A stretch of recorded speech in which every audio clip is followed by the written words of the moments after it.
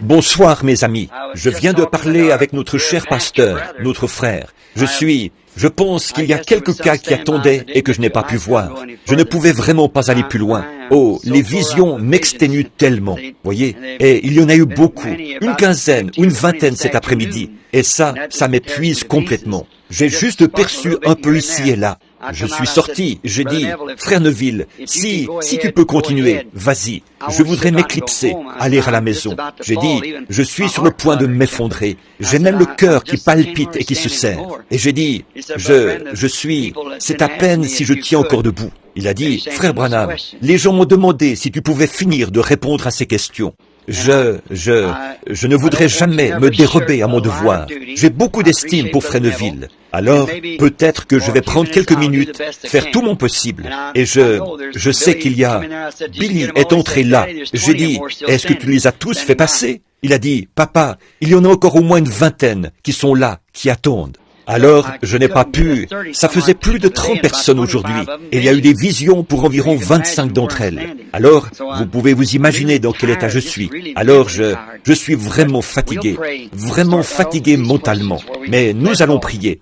Aborder sans tarder ces questions, reprendre là où nous nous étions arrêtés. Comme ça, si je vais en Arizona et que j'ai ces questions dans mon esprit, elles vont me poursuivre. Et je reviendrai très bientôt, si le Seigneur le veut. Et là, je parlerai du sujet, un jour, dès que possible, de ce qu'il en est exactement, du mariage et du divorce. Prions. Dieu bien-aimé, tu connais mon cœur et tu connais mon sentiment.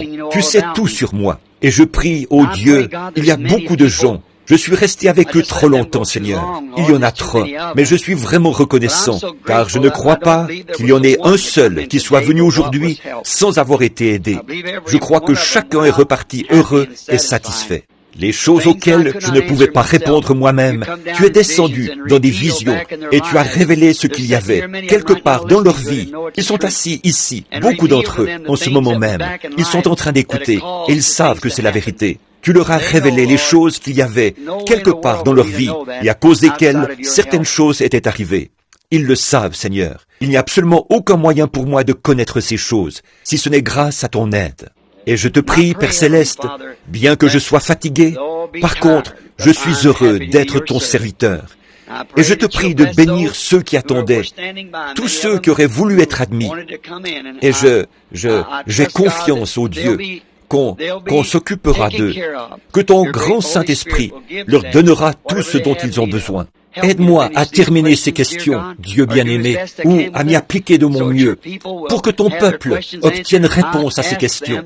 C'est moi qui leur ai demandé de les écrire. Ils les ont écrites, et je me considère comme tenu d'essayer de leur donner une réponse.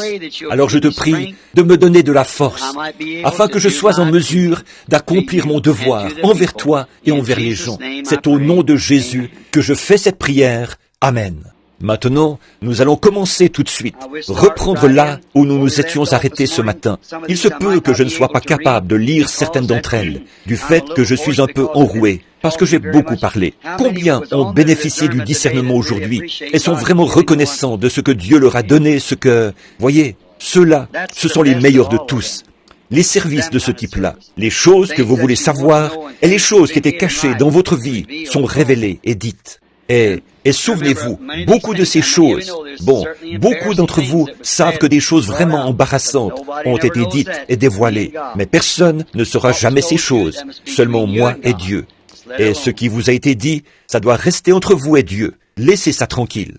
Et combien d'entre vous savent que le Seigneur a révélé des choses qui avaient été faites afin de vous aider? Levez la main si ça vous a aidé, voyez, sans même connaître ces gens, ni rien à leur sujet. Mais c'est lui qui l'a fait. Maintenant, passons au plus vite aux questions, là, et voyons si nous pouvons prendre... Il y en a encore une autre, ici quelque part. Il est dit, numéro 3. Je crois que celle-ci, c'est une lettre. C'est ça, c'est juste une lettre. Excusez-moi. Je vais les poser ici au fur et à mesure. Et je pense... Oui, monsieur, celle-ci aussi, c'est une lettre. Et il est dit « question ». Mais je crois que c'est une lettre. Une question dans une lettre. Non, ce n'est pas ça. C'est une question au sujet d'un songe. Très bien. Je lirai ce songe. Ensuite, je verrai si le Seigneur m'en donne l'interprétation, puis je vous la transmettrai dès que je le pourrai. Je suppose que vous avez inscrit votre adresse. Voyons un peu si elle y est. Sinon, je vous demanderai de faire connaître votre adresse, vous qui avez écrit cette question et ce songe. Non, votre adresse ne figure pas. La personne qui a écrit cette lettre, elle est simplement adressée à moi. Donnez votre adresse à Billy. Alors, comme je poursuis mon chemin vers l'Arizona, j'irai dans le désert pour prier. Et s'il me donne l'interprétation, je saurai à quel endroit écrire pour la transmettre. Vous voyez, sinon, si ce n'est pas là-dessus, pour qu'on puisse transmettre s'il la donne. Mais je ne me prononcerai que si c'est le cas, parce que je ne peux pas faire autrement. Et alors, je saurai que c'est juste. Maintenant, est-ce que l'épouse, ceux qui croient ce message, vont aller dans l'Ouest? Je veux dire, finir par se rassembler là-bas. Et est-ce que... Un instant, là, ceci fait intervenir une seconde.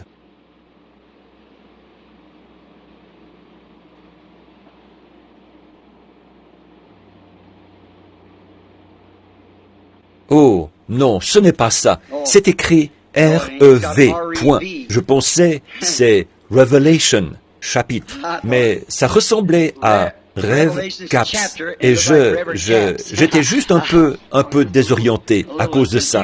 Si tu peux voir, ça y ressemble vraiment beaucoup. Tu vois, c'était Rêve Caps. Puis ça continuait ici. Non, tout est en ordre. Apocalypse, chapitre 12, parle de l'épouse? Non. Maintenant, est-ce que l'épouse va finir par aller dans l'Ouest, finalement? Pas que je sache. L'épouse est universelle, partout dans le monde. Maintenant que tous ceux qui comprennent ça disent « Amen ».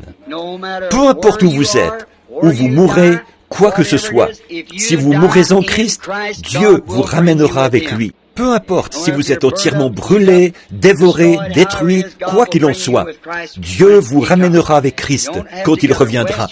Vous n'avez pas à vous rassembler dans l'Ouest, ni nulle part, quel que soit l'endroit où le Seigneur vous conduira. Toutefois, si vous avez à cœur d'aller dans l'Ouest, je vais me faire bien comprendre, là, avant de partir. Alors, comme ça, est-ce qu'ils enregistrent ce message? Oui? Très bien. Ce n'est pas à moi de vous dire où vous devez aller. Si vous avez à cœur de venir dans l'Ouest, venez dans l'Ouest. Si vous avez à cœur d'aller à l'Est, au Nord, à l'Ouest, au Sud, allez là où le Seigneur vous conduira. Que tous ceux qui comprennent ça disent « Amen ». Je ne cherche pas à dire à qui que ce soit où ne pas aller. Et si vous venez à Tucson, en Arizona, c'est là où j'habite temporairement en ce moment. Comme je vous le disais ce matin, j'ai le mal du pays et je n'ai pas de chez moi où aller. Je voudrais tant avoir quelqu'un, un endroit dont je pourrais dire que c'est chez moi, où je pourrais aller.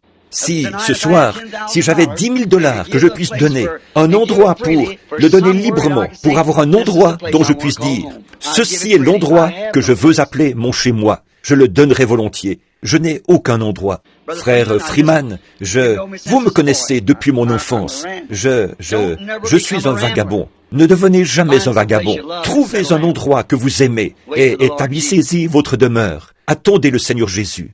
Mais si vous désirez venir dans l'Ouest, à Tucson, en Arizona, là où j'habite, vous êtes les bienvenus. Je serai content que vous soyez parmi nous. Vous êtes mon frère, ma sœur. Je ferai tout ce qui est humainement possible pour vous aider. Et tous ceux d'entre vous qui sont venus là-bas, j'ai fait de mon mieux pour vous faire bon accueil, vous montrer tous les lieux que je connais, vous faire visiter les alentours. Je fais tout ce que je peux, et vous êtes toujours les bienvenus. Par contre, si vous y venez dans ces conditions-là, en pensant que l'épouse, ou quelque chose comme ça, que c'est de Tucson en Arizona, et de là seulement, qu'elle va monter, vous vous trompez. N'y venez pas pour ça. Ne venez pas pour ça, parce que c'est une erreur. Ce n'est pas vrai. Maintenant, Apocalypse, chapitre 12. Mais juste une chose, le Seigneur me révèle ou me parle, c'est que je viens d'avoir toutes ces visions. Vous voyez? Alors c'est assez difficile de les empêcher de venir. Voyez? Mais il semble me parler de nouveau pour que j'en dise plus au sujet de cette question d'aller dans l'Ouest. Bon, comme je l'ai dit auparavant, je ne suis pas là-bas juste pour le plaisir d'être là-bas. Je suis là-bas parce que j'ai été conduit à être là-bas. Mais pour ce qui est de rester là-bas, d'en faire mon chez-moi, ça, je pense que c'est faux. Non, je pense que ce ne sera que pour un court laps de temps, jusqu'à ce que le but dans lequel Dieu m'envoyait là-bas ait été atteint. Je ne peux pas vous dire ici pourquoi j'y vais, mais je n'y irai pas juste pour le plaisir d'y aller. On demandait dans une question l'autre jour, nous savons pourquoi vous êtes allé en Arizona la première fois. C'était à cause de ces anges qui sont apparus. Pourquoi y êtes-vous retourné la deuxième fois? Vous vous souvenez que cette question a été lue? Combien se souviennent que je suis revenu après ça et que j'étais assis là devant le docteur Livell? Je crois qu'il est quelque part dans le bâtiment. Et ma femme, je parlais de l'Arizona et du fait que nous restions ici. Et une main est apparue sur le mur et une lumière qui a écrit en traçant des lettres « Retourne en Arizona ». Combien se souviennent de ça? Voilà pourquoi je suis retourné là-bas. Sans savoir pourquoi j'y retournais. Et quand je suis arrivé là-bas, alors il a révélé pourquoi je devais y retourner. Et si je le dis, alors Satan va contrecarrer ça. Mais il ne connaît pas mon cœur. Il n'est pas la parole. Donc il ne connaît pas mon cœur. Mais si je le dis, alors il l'entend. Donc maintenant, souvenez-vous de ça. Or, quand j'ai dit l'autre jour, j'ai exprimé la chose un peu de sorte que ça vous a peut-être laissé sur une mauvaise impression. J'ai dit, ne venez pas en Arizona. Voyez, je ne voulais pas dire, ne venez pas. Ce que je voulais dire, c'est, si vous êtes conduit à venir, allez-y, venez. Si vous êtes conduit à aller en Californie, en Arizona, où que vous soyez. Mais si vous allez là-bas en disant, Frère Branham, je vais là-bas parce que je crois que vous allez rester là et prêcher la parole. Là, je crois que vous faites erreur. Voyez, le lieu où je prêche, c'est ici même. Dans ce tabernacle, le lieu, c'est ici. Je n'ai pas un seul service en Arizona. Et je ne suis en Arizona que pour quelques heures seulement, chaque fois. J'ai une réunion des hommes d'affaires après Noël, le 1er de l'an, à Phoenix. C'est tout ce que j'ai. J'ai promis ça, rien d'autre. Ma prochaine réunion, autant que je sache, c'est ici même, à l'angle de la 8e rue et de la rue Penn, au Branham Tabernacle. J'ai 30 ou 40 sujets, et je sais qu'il faudrait une semaine ou deux pour traiter chacun d'eux, que j'ai à cœur de prêcher ici, au Branham Tabernacle, ici même, à Jeffersonville, dans l'Indiana. Et maintenant, si vous désirez vraiment aller quelque part, pour rester avec la parole, là où notre message n'est pas différent, c'est le même message que vous avez entendu toute votre vie. Seulement, il y a quelque chose de plus qui a été révélé, qui s'est ajouté à cela. Ce message est le même message que celui que Luther avait prêché, le même message que celui que Wesley avait prêché, le même message que celui que les pentecôtistes ont prêché. Seulement, il y a quelque chose qui y a été ajouté. Ce que c'est la révélation des sceaux. Ce que ces réformateurs avaient laissé en suspens, vous voyez, qui a été manifesté aujourd'hui, qui ne pouvait pas être connu en ce temps-là. Le message pentecôtiste ne pouvait pas être connu du temps de Luther ou de Wesley. Il fallait attendre jusqu'à l'âge pentecôtiste. Mais l'âge pentecôtiste n'est rien d'autre que l'âge luthérien à un stade plus avancé. Tout comme le maïs qui mûrit, ou n'importe quoi d'autre. Il en était de même pour l'Église. Si j'avais prêché ce soir, j'aurais prêché sur le sujet, je l'ai noté ici dans la Bible, la vigne qui avait été transférée d'Égypte en Palestine. Combien d'entre vous savent que Dieu a dit qu'Israël était sa vigne? Ensuite, là, je me reporte à Jésus comme étant la vigne. Et maintenant, l'Église, qui a été transférée dans le monde, elle n'a pas été plantée dans la terre, mais elle a été plantée en Christ. Elle ne peut donc pas faire autrement que de produire du fruit. Voyez? Et voilà ce qui devait être mon message pour ce soir, si j'avais prêché. Mais j'ai pensé que ce serait mieux de prendre ces questions. Alors j'ai simplement laissé ça de côté. J'apporterai peut-être ça à mon retour. Apocalypse chapitre 12 ne se rapporte pas à l'épouse. Apocalypse chapitre 12, je n'ai pas vérifié, mais je sais ce que c'est. Il s'agit de la femme qui se tenait dans le soleil, la lune sous ses pieds. La lune représentait la loi. La femme représentait Israël, l'Église. Et les 12 étoiles sur son front, c'étaient les 12 apôtres, les 12 âges de l'Église, et ainsi de suite, qui viennent de passer. Voyez? Et le soleil se trouvait à sa tête. En effet, vous voyez, la lune est une ombre du soleil, et la loi était une ombre des biens à venir. Et cette femme, c'est Israël, et non l'épouse. Maintenant, je ne m'attarderai pas trop, parce que je dois terminer ces questions.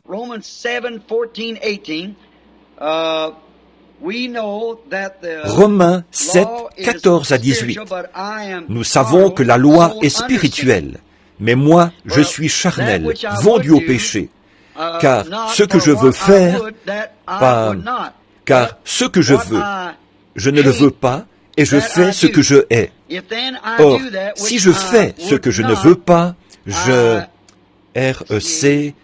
Par là, je reconnais par là que la loi est bonne. Et maintenant, ce n'est plus moi qui le fais, mais c'est le péché qui habite en moi. Je ne comprends pas ceci. Eh bien, ils ont écrit le passage de l'Écriture. C'est Paul qui parle aux Romains. Or, il a dit, permettez-moi de le présenter un peu plus clairement, pour que vous voyiez ce qu'il en est. Il a dit, en moi, il y a deux personnes. L'une qui veut que je fasse le bien, l'autre qui veut que je fasse le mal.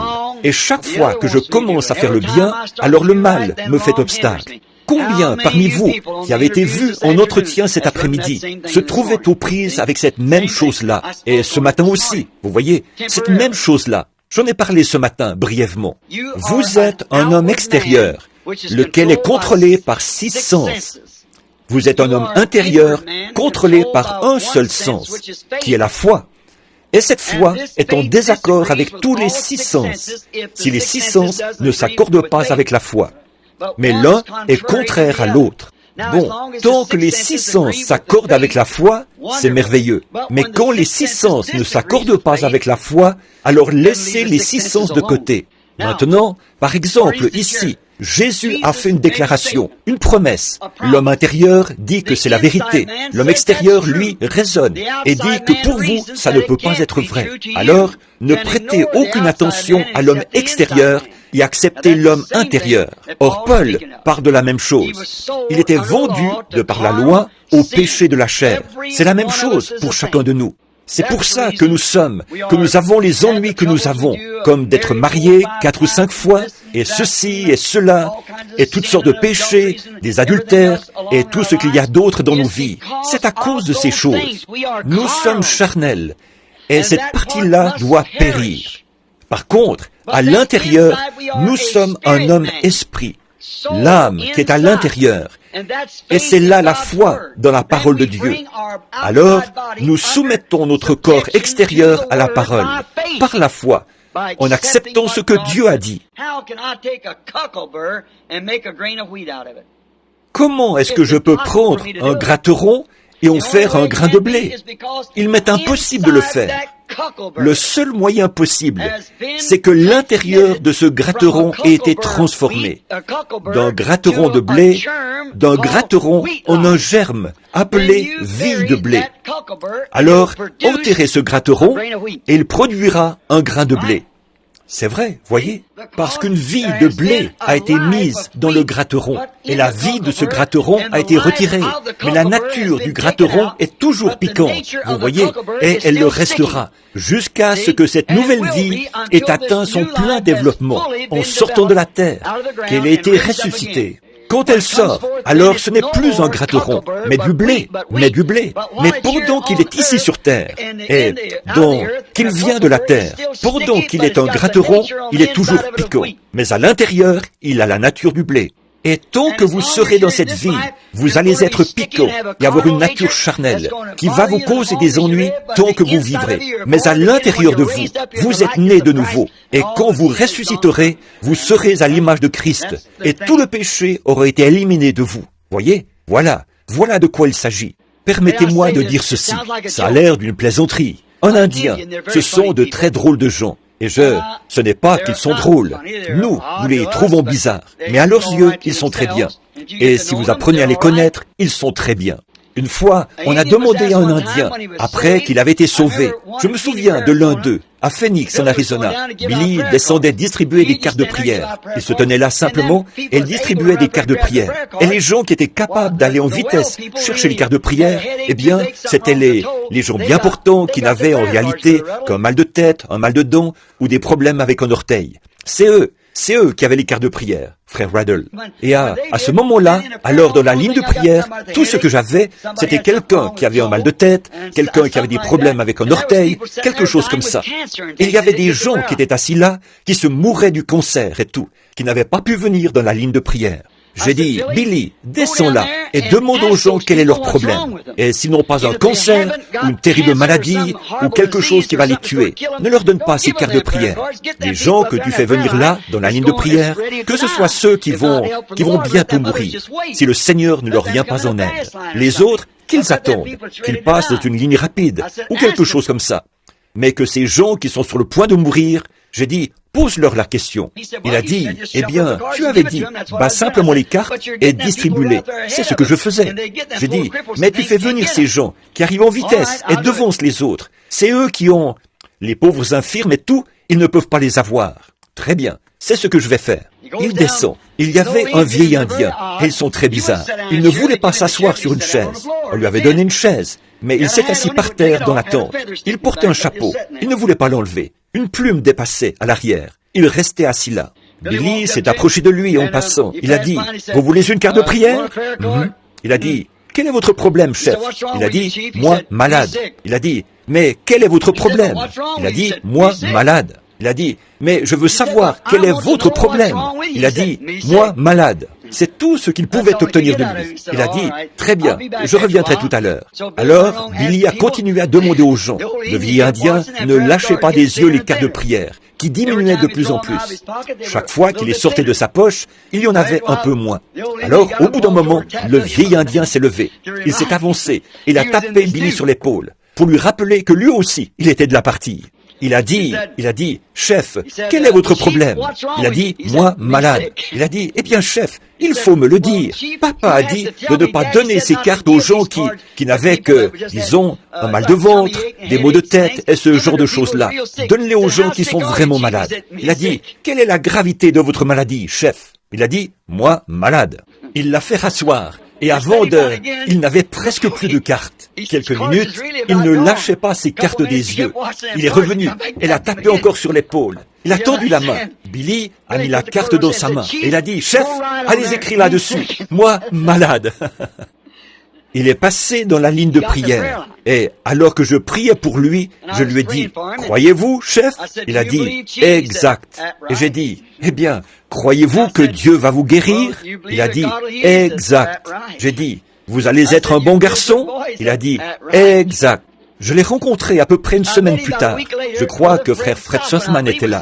C'est quand il y avait les réunions sous la tente. C'était à Phoenix. Et je l'ai rencontré un peu plus tard dans la semaine. J'ai dit, ça va bien, chef? Il a dit, exact. J'ai fini par découvrir en parlant à...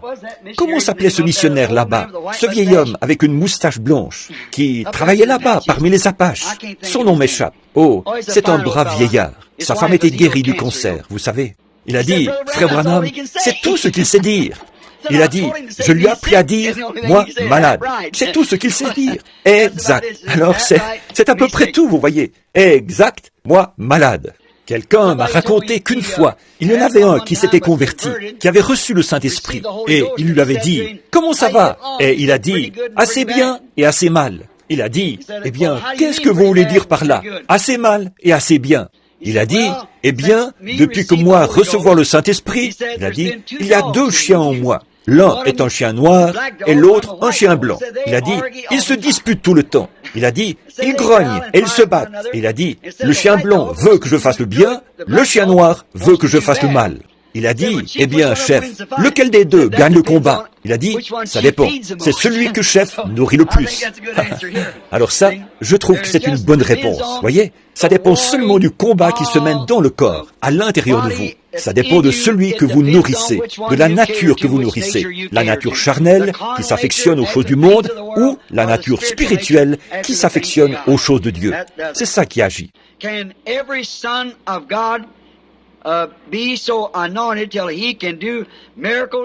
Est-ce que chaque fils de Dieu peut être loin au point d'accomplir des miracles, des signes, des prodiges, ou est-ce fait sous la direction du Saint-Esprit? Oui, c'est fait sous la direction du Saint-Esprit. Si vous êtes un fils de Dieu ou une fille de Dieu, quoi que vous soyez, une fois que vous avez reçu le Saint-Esprit, alors le Saint-Esprit vous conduit à faire certaines choses. Je n'ai pas le temps. J'aimerais bien pouvoir vous raconter des petites histoires. Chaque fois qu'il m'en vient à l'esprit, je suis obligé de laisser ça de côté. Mais je pense que celle-ci ne prendra qu'une minute. Ça s'est passé à Meridian, dans le Mississippi. Beaucoup d'entre vous, les unitaires, frère Bigby, parrainaient mes réunions. C'est un frère unitaire. Et un soir de réunion, Billy Paul était allé au stade et il avait distribué des cartes de prière. Oh, il pleuvait à verse. Et les gens étaient dehors, avec des parapluies et tout. Billy avait distribué des cartes de prière. Et ensuite, il est venu me chercher. Et sur ces entrefaites, pendant qu'il venait me chercher, il y avait une petite dame qui s'était assise en avant. Et il y avait une autre dame qui marchait avec un petit bébé. Elle essayait de le garder tranquille. Et cette petite dame qui était assise là, vêtue d'une petite robe de calicot, ou quelque chose comme ça, elle aussi, c'était une mère. Elle a aperçu cette dame, et le Saint-Esprit a parlé à cette femme, lui a mis à cœur, va prier pour ce bébé. Eh bien, elle a dit, la prochaine fois qu'elle passera, j'irai prier pour elle. Et quand elle est passée de nouveau, cette dame tenait une carte de prière. Oh, elle s'est dit, je ne pourrais pas prier pour ce bébé. Elle s'est dit, Frère Branham va prier pour ce bébé ce soir. Moi, qui suis-je pour prier pour ce bébé si Frère Branham va prier pour lui? Bon, ça, c'était respectueux et c'était gentil, mais ce n'est pas toujours la volonté de Dieu. Parfois, c'est autre chose. Le Saint-Esprit continue à lui dire, va prier pour ce bébé. Finalement, elle s'est dit, cette femme va me refuser net. Sachant qu'elle a cette carte de prière, elle ne voudra pas que je prie pour ce bébé. Elle a amené son bébé ici, pas pour que moi je prie pour lui, mais pour que Frère Branham prie pour lui. Alors le Saint-Esprit continuait à dire, va prier pour ce bébé. Finalement, elle s'est dit, eh bien, pour me soulager de ce fardeau, je vais juste dire, je vais lui offrir ma place. Alors elle a dit, ma chère, une jeune mère qui parle à une autre, est-ce que tu as ce bébé? Elle a dit, est-ce que tu voudrais venir t'asseoir ici, prendre ma place? Elle a dit, oh ma chère, je ne voudrais pas prendre ta place. Elle a dit, j'essaie de garder mon bébé tranquille. Elle a dit, mais tu as l'air tellement fatigué, épuisé. Elle a dit, je le suis. Elle a dit, eh bien, assieds-toi ici, prends ma place. Elle a dit, je vois que tu as une carte de prière. Peut-être que Frère Branham va prier pour ton bébé. Elle a dit, nous espérons que ce numéro sera appelé. Elle a dit, eh bien, je l'espère aussi. Elle a dit, sœur, tu es chrétienne? Elle a dit, oh oui. Elle a dit, moi aussi, je suis chrétienne. Elle a dit, depuis que je suis assise ici, l'Esprit du Seigneur me dit, prie pour ce bébé. Est-ce que tu me permets? Je sais que Frère Branham va prier pour ton bébé s'il est appelé. Tu n'as qu'à tenir ta carte, il va y venir. Elle a dit, mais si j'imposais les mains au bébé et que je faisais juste une petite prière pour que je me sente mieux et pour me dégager de ce qui me presse, est-ce que ça t'offenserait? Elle a dit, oh, bien sûr que non, ma chérie. Prie pour le bébé. C'était un enfant bleu. Donc, la jeune femme a prié pour lui. Elle a cédé sa place à cette dame. Elle est montée jusqu'au 3e balcon. Et elle était debout. Un chrétien, un frère qui était là-haut, par courtoisie, s'est levé et a offert un siège à cette dame. Alors elle s'est assise. Environ une demi-heure plus tard, je suis entré à la réunion. J'ai parlé pendant quelques minutes, puis j'ai appelé les quarts de prière. Et cette femme était la 3e ou la 4e de la ligne, avec ce bébé. L'autre était assise là. Elle disait, « Oh, merci Seigneur, moi qui prenais tellement pitié cette jeune mère, je crois que son bébé ira bien maintenant, parce que Frère Branham, ce n'est que la 3e ou la 4e, il va s'en occuper. » Elle disait, « Merci Seigneur, cette jeune mère assise là-haut, qui avait de la compassion pour ce bébé. » Bien. Alors, quand je me suis approché, j'allais prier pour ce bébé. Quand elle s'est approchée, eh bien, j'ai regardé la dame et j'ai dit, « Votre bébé, là, c'est un enfant bleu. Vous l'avez amené ici pour qu'on prie pour lui. Or, vous vous appelez Madame un tel, et vous êtes venu de tel endroit. Mais votre bébé est déjà guéri. Il y a une femme qui a eu un fardeau sur son cœur. Elle s'appelle Madame un tel. Elle est assise là-haut, au balcon. La première au bout de la 4e rangée, au 3e balcon. Elle a prononcé la prière de la foi pour ce bébé. Le bébé est déjà guéri. Elle a failli tomber de sa chaise, voyez? Maintenant, qu'est-ce qui se serait passé s'il n'avait pas fait ça? Vous voyez ce que je veux dire? Or, cette femme pouvait avoir plus de compassion pour ce bébé, une mère pour un bébé, que moi, je pouvais en avoir pour ce bébé. Voyez? Et puisque cette mère, voyez, est-ce que nous pouvons tous faire des miracles? Oui, quand vous êtes sous la direction du Saint-Esprit pour faire des miracles, allez les faire. Parce que c'est dirigé par le Saint-Esprit. Maintenant, si cette femme n'avait pas exécuté ce que Dieu lui avait dit, peut-être qu'elle aurait alors reçu une réprimande de l'esprit, vous voyez, elle aurait désobéi à Dieu. Toujours, si vous êtes chrétien et que quelque chose vous persuade de faire quelque chose, allez le faire, allez le faire. N'en doutez pas, allez le faire. J'aimerais poser une question. Est-ce que... En voici encore une autre comme ça. Ou bien, je l'ai prise dans la mauvaise. Oui, c'en est une de ce matin. Une femme qui porte un pyjama, est-ce que ça se classe dans les vêtements d'homme? Celle-ci a dû être mélangée, ici, avec ces autres questions. Frère Branham, était-ce Dieu qui faisait la chose? Était-ce Dieu? Était-ce moi qui faisais la chose qui est arrivée quand la bande... Oh oui. Nous avons eu celle-là ce matin. Je dois en avoir mélangé quelques-unes. Je devrais les déchirer, mais ça me coûte de le faire. Frère Branham, qui peuplera la terre à l'extérieur de la ville céleste? Expliquez l'ange qu'à chaque personne et qui demeure avec elle de la naissance à la mort. Très bonne question. Je n'aime pas laisser ces questions de côté. Ce sont de bonnes questions. Et je veux que mes enfants connaissent ces choses. Voyez? Maintenant, qui peuplera la terre à l'extérieur de la ville? À l'extérieur, ce sont les rachetés qui peupleront la terre, à l'extérieur de la ville. Mais ceux-ci ne seront pas l'épouse qui a été appelée et élue.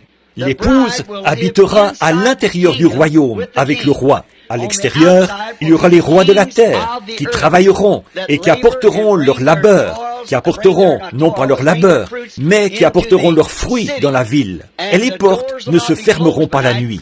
Maintenant, cette lumière au sommet de la montagne n'éclairera pas le monde entier. Elle n'éclairera que la ville, mais elle pourra être vue à distance, à des milliers de kilomètres, peut-être. Mais elle n'éclairera pas la terre. En effet, la Bible dit que dans le nouveau monde, d'un sabbat à l'autre et d'une nouvelle lune à l'autre, voyez, les gens se présenteront devant le Seigneur à Sion, monteront à la ville pour y adorer. Donc, ils seront à l'extérieur de la ville, non pas l'épouse, mais les gens qui reviendront à la seconde résurrection, qui seront cultivateurs, tout comme Adam l'était, et ainsi de suite, et jardiniers. Mais le roi et la reine resteront dans la ville. Expliquez l'ange qu'à chaque personne et qui demeure avec elle depuis la naissance. Maintenant, si vous remarquez, or ceci, c'est assez profond. Bon, je n'ai pas du tout, je viens juste de l'apprendre là. C'est écrit en partie à la machine et en partie au crayon ou au stylo. Or, il y a un ange, mais cet ange de l'Éternel, il campe autour de ceux qui les craignent, qui le craignent. Voyez? Or, il n'a pas été promis aux pécheurs d'avoir des anges. Il n'y a que les rachetés qui ont des anges. Le saviez-vous? Les anges de l'Éternel campent autour de ceux qui le craignent. Or, les anges, ce sont des messagers. Je veux vous faire remarquer ceci. C'est vraiment parfait. Et ça va vous prouver la prédestination. Voyez? Maintenant, quand un petit bébé prend forme sous le cœur de sa mère, et vous, les petits-enfants qui comprenez ces choses, vous voyez, le Seigneur vous a donné à maman. Et elle vous a porté sous son cœur, parce que vous êtes près de son cœur. Puis un jour, le Seigneur est descendu et vous a détaché du cœur de maman. Il vous a séparé de son cœur, mais vous serez toujours dans son cœur.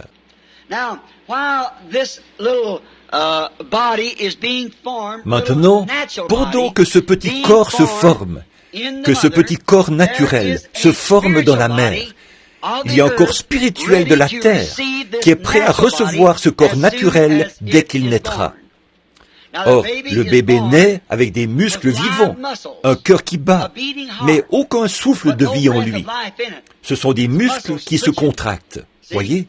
Par contre, vous voyez, si c'était autrement, s'il n'y avait pas d'esprit qui devait venir en lui plus tard, alors notre souffle pourrait nous quitter, nous ne respirerions plus, tout en étant quand même vivants.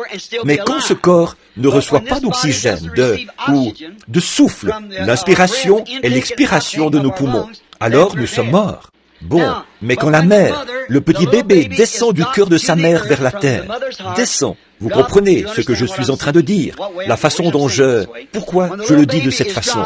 Quand le petit bébé descend, qu'est-ce qui arrive? Aussitôt qu'il sort, s'il ne se met pas à crier, le docteur, la sage-femme ou celui qui est là lui donne une claque sur les fesses, le déplie. Celui-ci doit recevoir un choc. Et qu'est-ce qui arrive? Remarquez, une mère, elle peut être tout à fait mesquine et cruelle, mais juste avant que le bébé naisse, il y a une certaine bonté qui s'installe. Avez-vous déjà remarqué une mère quand elle doit enfanter? Il y a quelque chose de doux chez elle. Elle revêt toujours cette douceur. C'est parce que ce petit ange, ce petit esprit, un petit messager pour cette petite demeure est prêt à apparaître dans le monde. Ensuite, une fois que ce petit ange entre dans le corps, c'est un petit ange de la terre, un esprit qui est destiné par Dieu à occuper ce corps. Ensuite, ce bébé doit pouvoir choisir. Il prend sa décision. Puis, quand ceci se produit, alors, vous voyez, l'ange de l'Éternel, maintenant, entre ici. Ce qui est le corps spirituel, celui qui est éternel. Celui-ci est un esprit mourant, dans un corps mourant. Mais bon, vous ne pouvez pas être dans deux corps à la fois. Par contre, il peut y avoir deux natures en vous à la fois. Maintenant, la nature de l'Esprit du Seigneur, quand vous naissez de nouveau, vous ne naissez pas physiquement, comme dans le cas du bébé. Mais ce qui est arrivé, c'est que vous avez reçu la naissance spirituelle. Et alors que cette naissance spirituelle grandit dans votre cœur, naissance qui vient de Dieu, il y a un corps physique ou un corps céleste qui grandit pour recevoir cet esprit. Et quand la vie quitte ce corps, elle va vers ce corps-là. Tout comme quand le corps est présenté à la terre, l'esprit entre, et quand l'esprit sort du corps, il y a un corps qui attend. Nous savons en effet qu'après que cette tente où nous habitons sur la terre aura été détruite, nous en avons une autre qui nous attend déjà. Voyez, c'est ça, le corps spirituel des gens. Frère Branham, maintenant celles-ci doivent être, il y a un groupe de questions ici, il doit y en avoir au moins 10 ou 15. Tout est écrit sur du papier, la même sorte de papier, dactylographié et tout. J'essaierai d'y répondre au plus vite. Nous pourrons sortir aussi vite que possible. Chers frères, Jésus ne voulait-il pas accepter d'être adoré par Jean dans l'Apocalypse quand il est tombé au... Pourquoi Jésus ne voulait-il pas recevoir l'adoration de Jean dans l'Apocalypse alors qu'il avait permis auparavant qu'on l'adore? Pourquoi Jésus ne voulait-il pas recevoir l'adoration quand Jean a désiré l'adorer? Mon cher frère ou ma chère sœur, qui que vous soyez, ce n'était pas Jésus qui ne voulait pas recevoir l'adoration. Dans Apocalypse 22, 8, vous lirez que c'était le prophète, l'ange, qui ne voulait pas recevoir d'adoration. Quand Jean est tombé pour adorer l'ange qui lui avait montré ces choses, celui-ci a dit, « Garde-toi de le faire, car je suis l'un de tes confrères, je suis l'un des prophètes. » Voyez, je suis ton confrère, ton compagnon de service, l'un des prophètes. Donne l'adoration à Dieu. Ce n'était pas Jésus qui ne l'a pas accepté, c'était le prophète qui ne voulait pas l'accepter.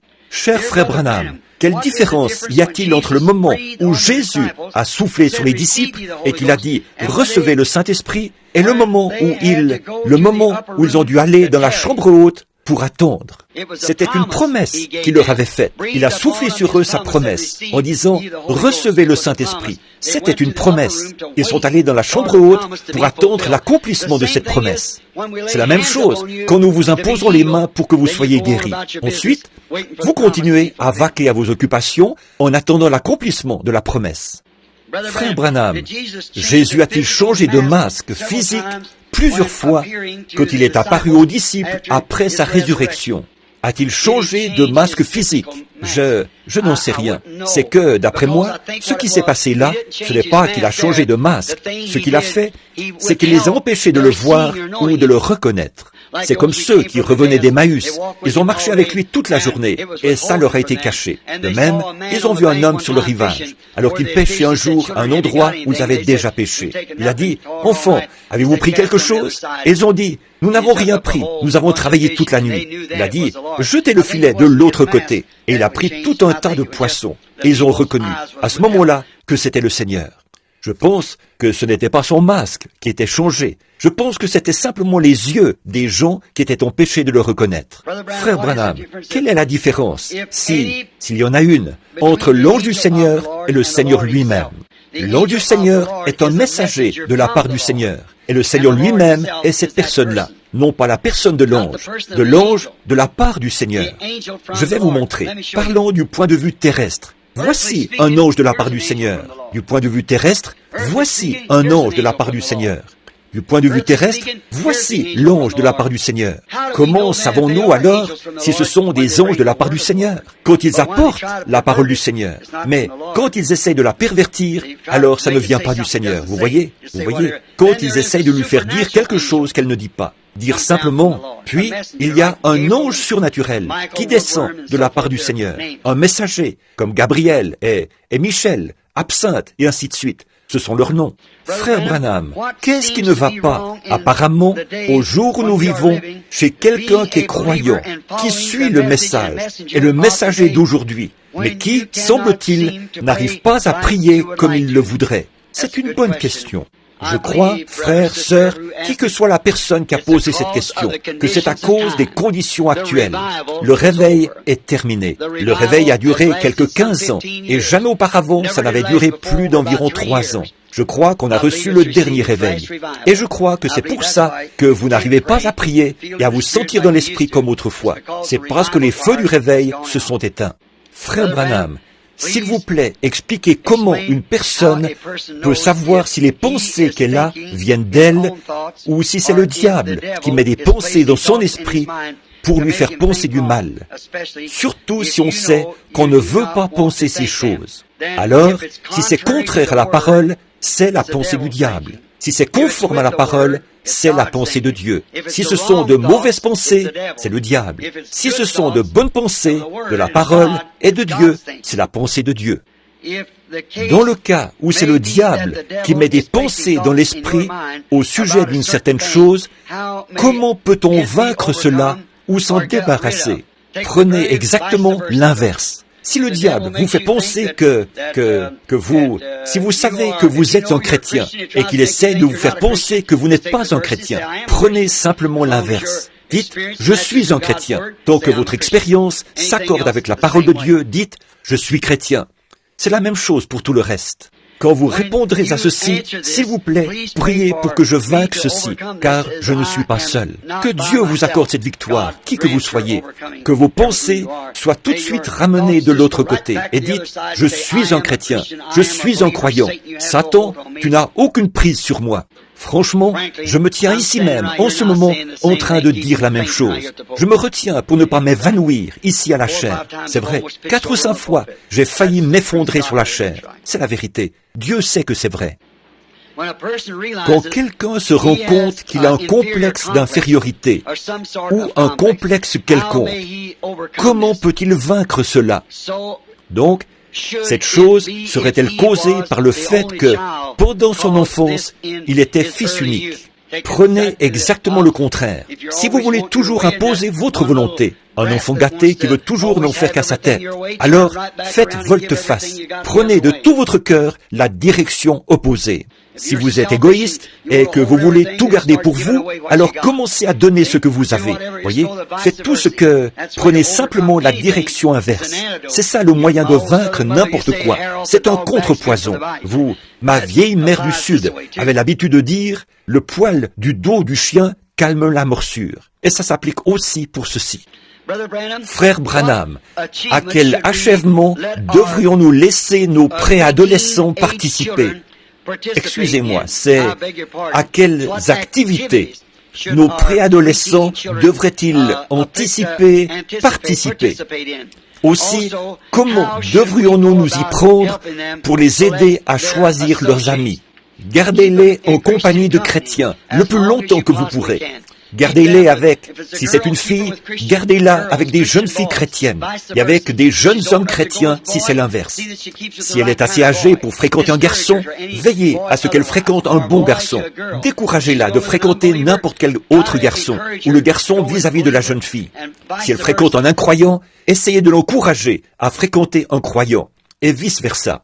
Faites de votre foyer un lieu agréable. Faites de votre foyer un lieu où votre fille ou bien votre fils n'auront pas honte d'amener leurs amis devant leur père et leur mère, de les faire entrer dans leur maison. Et faites de votre foyer un lieu où règne le bonheur, si bien qu'ils se plairont à rester à la maison.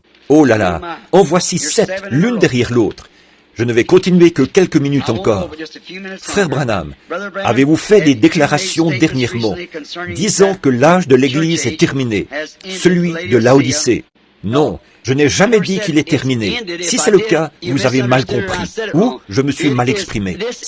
Celui-ci est le dernier âge de l'Église. C'est la fin des âges de l'Église, Laodicée. Il n'est pas encore terminé. Quand il se termine, l'Église est partie. Donc, tant que l'Église est ici, il n'est pas encore terminé. Voyez? Puisque l'âge de l'Église est terminé et a été plongé dans l'obscurité, que l'épouse a été appelée, nous sommes déjà dans la période de la tribulation, Non, non, non.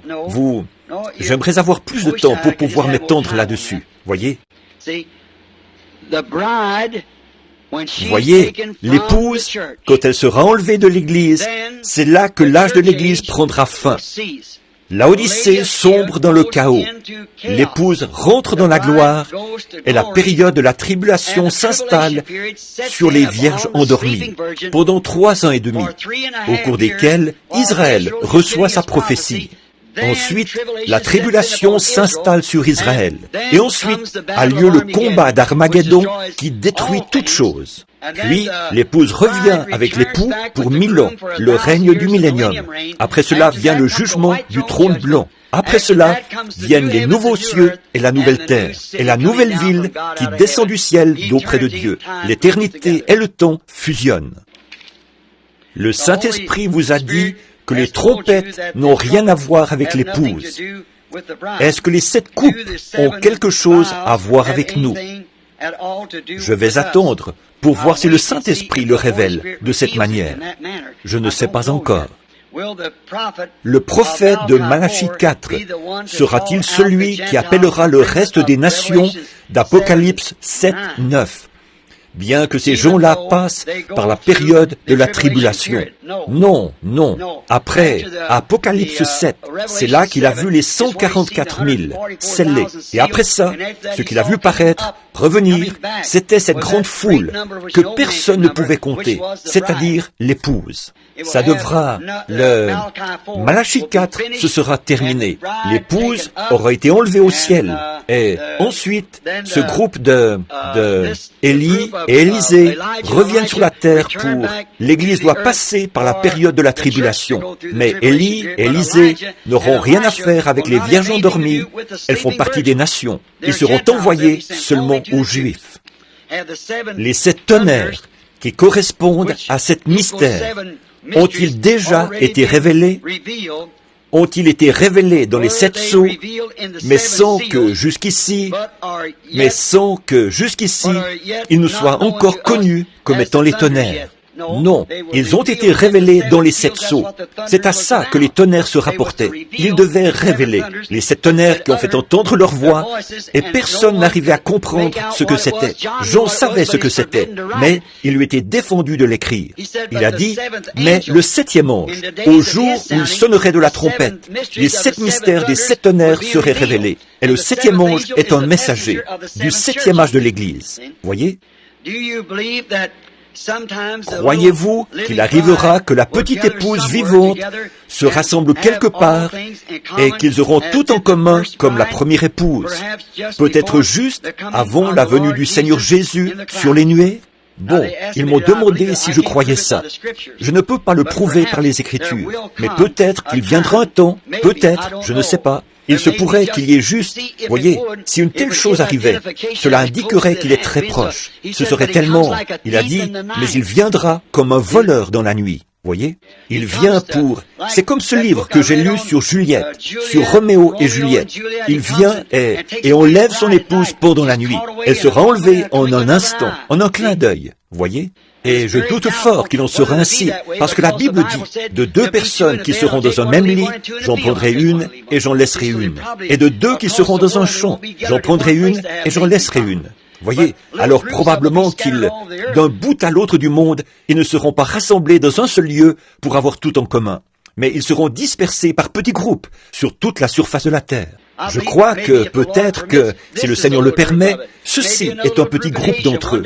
Peut-être qu'il y a un autre petit groupe en Asie, en Allemagne, un autre ailleurs. Quand j'ai eu une vision de l'épouse l'autre nuit, ceux qui la composaient étaient de différentes nations du monde. Voyez, alors l'épouse ne sera pas rassemblée d'un seul endroit, elle sera rassemblée de partout dans le monde. Ça, c'est parfaitement confirmé par la parole. Et la parole n'a jamais été fausse. Et jusqu'ici, la vision non plus n'a jamais été fausse, parce qu'elle a été selon la parole. Est-il possible que quelqu'un qui possède un vrai et authentique baptême du Saint-Esprit, en cette heure, ne soit pas pris dans l'enlèvement de l'épouse? Pourriez-vous, s'il vous plaît, l'expliquer? Dites-nous si nous pouvons faire quoi que ce soit pour aider à alléger votre fardeau. C'est gentil ça, n'est-ce pas? Voyez? Non. Il n'y a rien que vous puissiez faire en ce moment. Oui, les croyants authentiques qui ont été baptisés du Saint-Esprit seront dans l'épouse. Bien entendu, ils ont été choisis et appelés à sortir. Les vierges endormies n'avaient pas d'huile. Celles qui avaient de l'huile sont entrées. Mais que pouvons-nous faire pour alléger le fardeau? Oui, frères, sœurs, qui que soit la personne qui écrit ceci, priez pour moi. C'est la meilleure chose que vous puissiez faire. Merci. Je n'ai pas besoin d'argent. J'en reçois suffisamment pour pourvoir à mes besoins. Je remercie le Seigneur pour ça. Je n'ai pas besoin de vêtements. La plupart du temps, les gens me donnent les vêtements que je porte. Mes amis et tout me donnent des vêtements. Et je reçois assez d'argent pour nourrir ma famille. C'est tout ce qu'il nous faut. Il semble. Par contre, vous pouvez prier pour moi, parce que j'ai vraiment besoin d'aide spirituelle. Il semble, parmi les ministres de la parole, que nous ayons peu, sinon aucun fardeau pour prier, pour prêcher, pour jeûner ou pour les âmes perdues, qui pourraient encore se trouver là-bas, quelque part dans le monde. S'il vous plaît, pourriez-vous nous dire ce qu'il faut faire face à cette situation? Merci beaucoup, frère Branham. Ce doit être un ministre. Il n'a ajouté aucune signature à ces mots. Frère, il m'a fallu donner ces réponses alors que j'étais fatigué, épuisé et un peu, vous savez, en ne me sentant pas très bien. Alors j'espère que ça a répondu aux questions. Je vous remercie beaucoup et je ne me rappelle plus ce que j'allais lui répondre. Prédicateur, ministre, pourquoi nous avons ces fardeaux, n'avons pas de fardeau pour les âmes perdues? Je crois que c'est un manque de réveil. Je crois que nous devrions encore essayer de prier Dieu, de nous donner la passion des âmes perdues jusqu'à ce que Jésus revienne. Frère Branham, croyez-vous que tous ceux qui ont le Saint-Esprit parlent en langue? Non.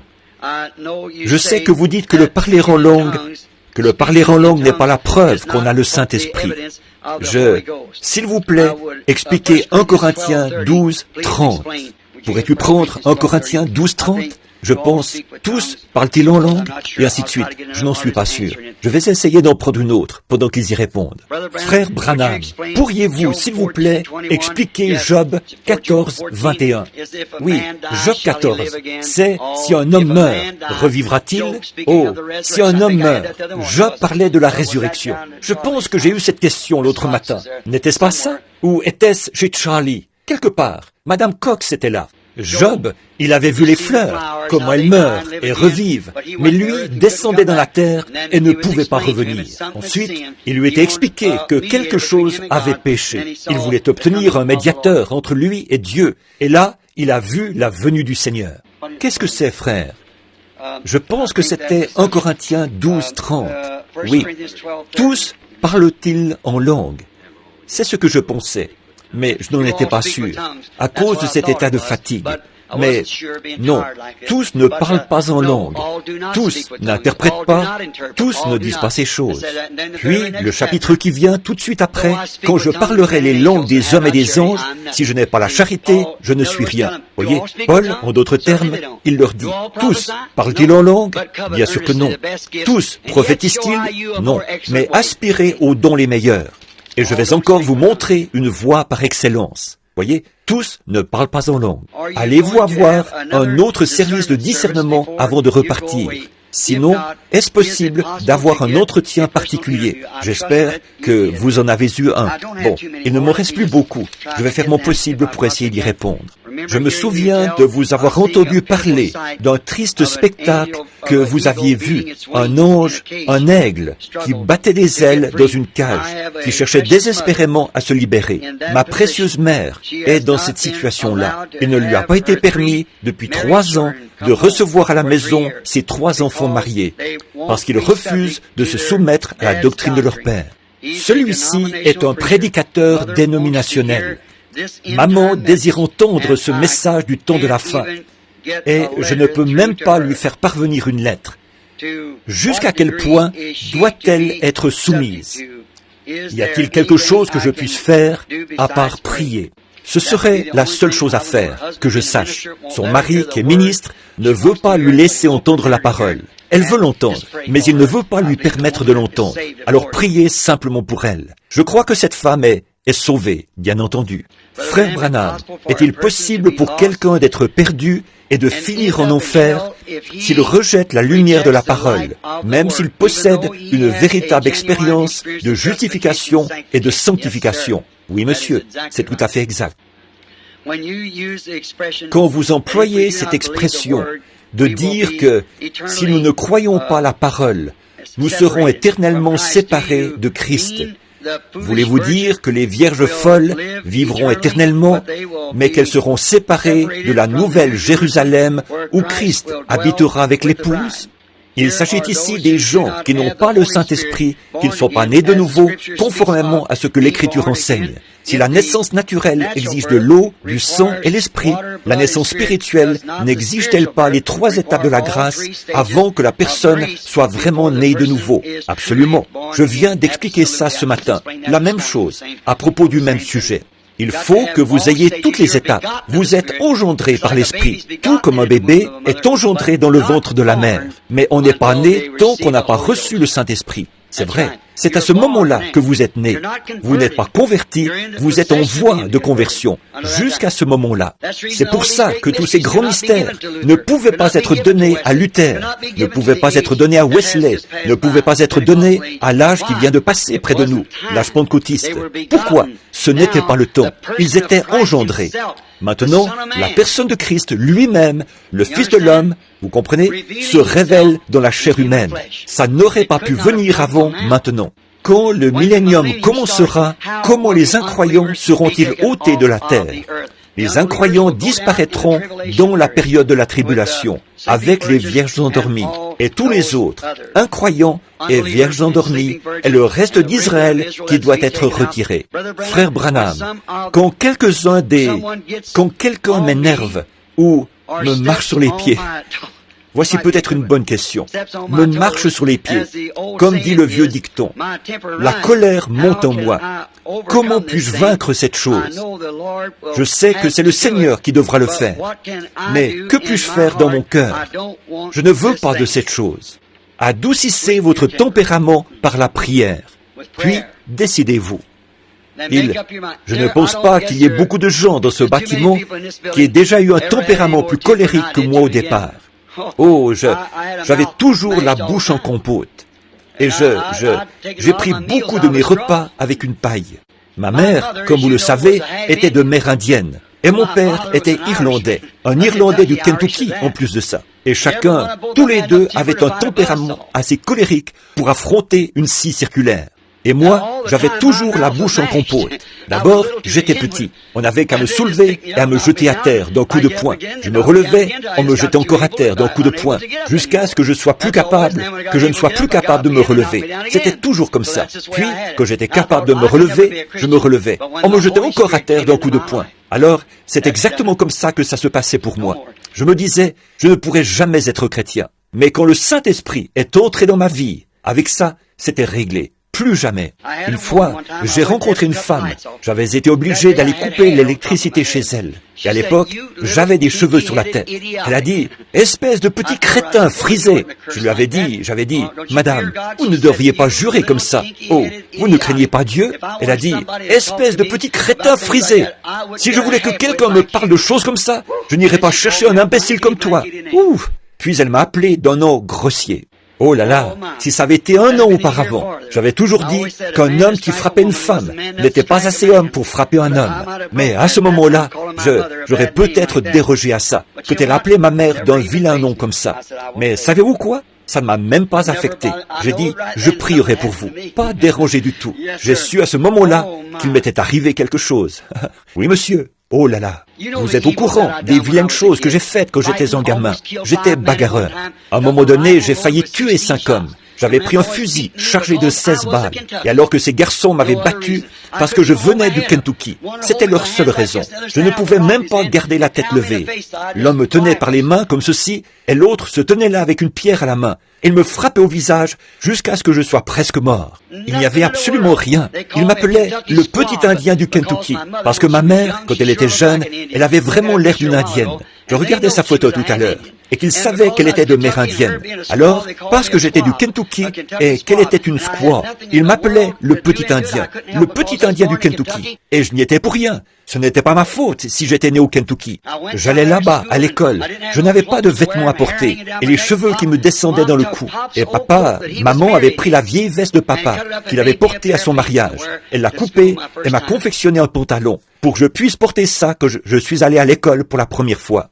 Et elle m'a fait porter une paire de bas blancs et une paire de chaussures de tennis. Et il disait, toi, tu as vraiment l'air d'un nul du Kentucky. Et tout. Et alors ces choses se sont poursuivies pendant toutes mes années d'école. Et quelques garçons, parce que je descendais la rue avec une jeune fille et que je portais ses livres, ils ne voulaient pas que je fasse ça. Alors ils sont venus me retrouver. Ils m'ont battu jusqu'à ce que je sois tout simplement inconscient. Je leur ai dit que s'ils me laissaient partir, je leur ai promis que je rentrerais tout droit à la maison. Alors ils m'ont lâché, ils m'ont donné 4 ou 5 coups de pied, ils m'ont jeté à terre, ils m'ont raflé toute la figure. Et je suis rentré à la maison, comme ça, en passant à travers le champ de genêts. J'avais une petite carabine Winchester de calibre 22 posée au-dessus de la porte. J'ai levé le bras et j'ai pris cette carabine remplie de balles. J'ai traversé le fourrier de Robinier. Et je me suis caché près de la route, jusqu'à ce que ces 5 ou 6 garçons passent par là. J'ai tout simplement attendu qu'ils arrivent. Et quand ils sont arrivés là, ils causaient, ils disaient, « Ce mecton du Kentucky, à partir de maintenant, il va savoir où il est. » Ils parlaient comme ça. J'ai bondi devant eux. J'avais abaissé le chien de la carabine. J'ai dit, « Maintenant, lequel d'entre vous veut mourir le premier ?» pour ne pas voir les autres. Ils se sont mis à hurler. J'ai dit, « Ne hurlez pas, parce que vous allez tous mourir, un à un. » Et je ne plaisantais pas. Alors là, ils se sont mis à hurler. J'ai épaulé et clac, le fusil a fait un bruit sec.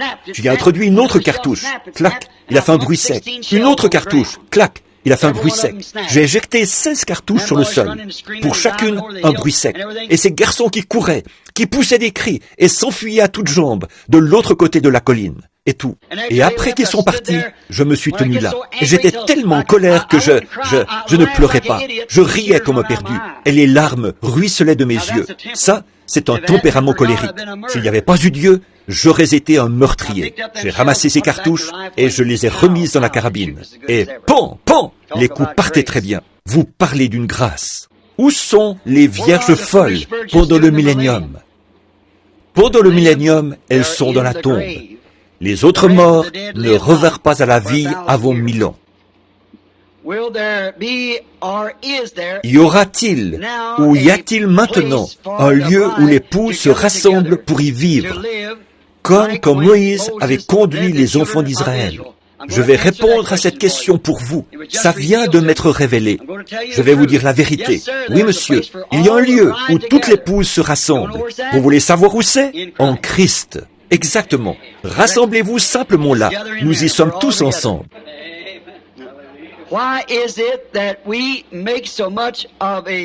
Pourquoi est-ce qu'on fait tout un plat de... Oh, je me fais gronder là, hein? Tout un plat de l'habillement des femmes et de leurs cheveux coupés, mais qu'on ne dit rien des cheveux de l'homme, ni de la façon dont il s'habille. Eh bien, sœur, je vais me mettre d'accord avec vous sur une chose. Premièrement, la Bible dit qu'un homme ne doit pas avoir de longs cheveux. Et s'il avait de longs cheveux, je le lui dirais, tout comme je vous le dis, à vous, il a tort. Mais la plupart des hommes, beaucoup d'entre eux sont comme moi, ils n'en ont pas du tout. Mais la plupart des hommes se coupent les cheveux, ils ressemblent à des hommes. Et alors, s'ils ne le faisaient pas, on leur dirait de ne pas faire ça, de ne pas se laisser pousser les cheveux comme des cheveux de femme. Vous verrez ce qu'il en est quand nous parlerons du mariage et du divorce, des vœux et tout ça, quand nous prêcherons là-dessus. Tout un plat de choses comme l'habillement des hommes ou des femmes. Bon, un homme, d'abord, le corps d'un homme n'est pas une tentation comme celui de la femme. Bon, l'homme, cette espèce de gros spécimen, aux jambes poilues, aux genoux cagneux, à la grosse bedaine et tout, il a l'air d'un vrai désastre. Lui, il n'a rien de tentant. Je trouve que c'est un spectacle on ne peut plus grotesque que de voir ces hommes descendre la rue, jeunes ou vieux, vêtus de ces bikinis ou quoi, vous savez, descendre la rue comme ça. Je trouve que c'est le spectacle le plus dégoûtant que j'ai jamais vu. C'est vrai, je pense qu'il ne sait pas à quel côté de la race il appartient. Voyez, c'est vrai, un homme qui ferait une chose pareille. Et savez-vous quoi? Je viens d'apprendre, il y a quelques mois, que l'armée américaine allait s'habiller de cette façon-là. Eh oui, l'armée, l'année prochaine ou l'année d'après, ils vont tous porter le short. Avec quelle bande de gros efféminés est-ce qu'on va se retrouver?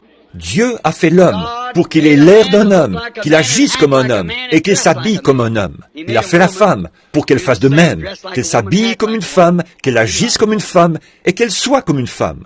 À propos, ce matin, à propos de la question qui était posée à propos des hommes, s'ils désirent, si une femme a les cheveux très fins et qu'elle désire porter l'un de ces crépons, ou le nom que vous donnez à ça, je pense que c'est, ma femme porte ça. Elle dit que ses cheveux sont fins, et elle a quelque chose d'à peu près gros comme ça, qui ressemble à un petit pain rond assez gros. Elle enroule ses cheveux autour de ça, elle fait tenir ça avec des épingles. Bon, moi, je trouve que ça, il n'y a pas de mal à ça, pourvu que vos cheveux soient longs. Un ministre a dit que sa femme se sentait culpabilisée parce qu'elle avait de la teinture dans les cheveux. Et j'ai découvert, d'après une question, que ça veut dire un colorant ou une coloration dans les cheveux. Je ne peux pas dire que c'est mal. Je n'ai rien à ce sujet, pourvu qu'elle ait de longs cheveux. C'est tout ce que je peux dire là-dessus. Et maintenant, l'homme, la personne qui parlait ce matin, d'enlever ses cheveux et de les remettre. Maintenant, voici encore quelque chose au sujet d'une chevelure coupée. Voyez? Or, si un homme n'a pas de cheveux et que sa femme, j'ai entendu des femmes qui disaient, eh bien, si seulement je pouvais convaincre Jean, moi je trouve qu'il serait plus beau s'il portait un postiche. Qu'en pensez-vous, frère Branham? Est-ce mal pour lui de faire ça? Mais non, absolument pas. Ce n'est pas mal, pas du tout. S'il veut en porter un, c'est bien, tout aussi bien que de porter des fausses dents, ou autre chose selon le besoin. Au fait, j'ai moi-même 3 fausses dents. Je voudrais bien ne pas les avoir. Elles sont fixées sur broche. Ça diminue toujours l'intensité de ma voix. Ça me coupe la langue et tout, mais je dois les porter pour manger.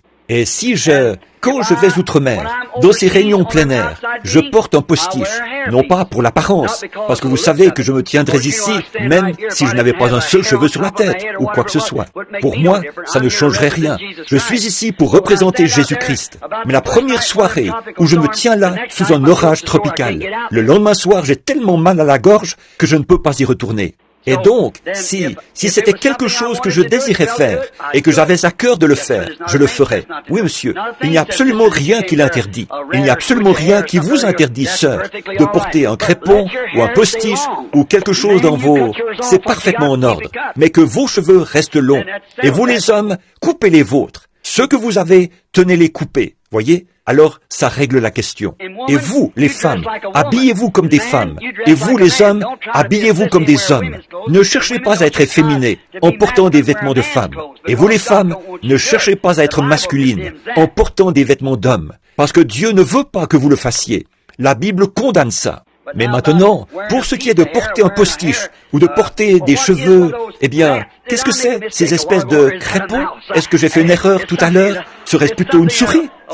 C'est quelque chose que les femmes mettent dans leurs cheveux pour les faire paraître plus, quel que soit le nom qu'on donne à ça, voyez, il n'y a rien à redire là-dessus. Allez-y, c'est en ordre. Frère Branham, une sœur a fait environ 1300 kilomètres pour venir au tabernacle. Et elle disait croire que vous êtes Jésus-Christ incarné. S'il vous plaît, parlez de ceci. Elle était très impatiente d'essayer de dire aux autres ce qu'elle pense. Impatience. Très bien. Bon, bien entendu, cette sœur était dans l'erreur. Je ne suis pas Jésus-Christ, je suis son serviteur. Nous avons expliqué ça tant de fois. Mais, j'ai presque terminé. Là, priez seulement pour moi. Ça prendra encore juste un petit moment. Frère Branham, est-ce que vous aimeriez entendre celle qui reste en faisant aussi vite que possible? Frère Branham, une fois, j'ai failli que Dieu m'avait fait... Une fois, j'ai senti que Dieu m'avait fait une promesse comme à Sarah. Il y avait une question, mais la promesse est venue par la suite. Est-ce que la promesse était de Dieu? Je savais que celle de Sarah l'était.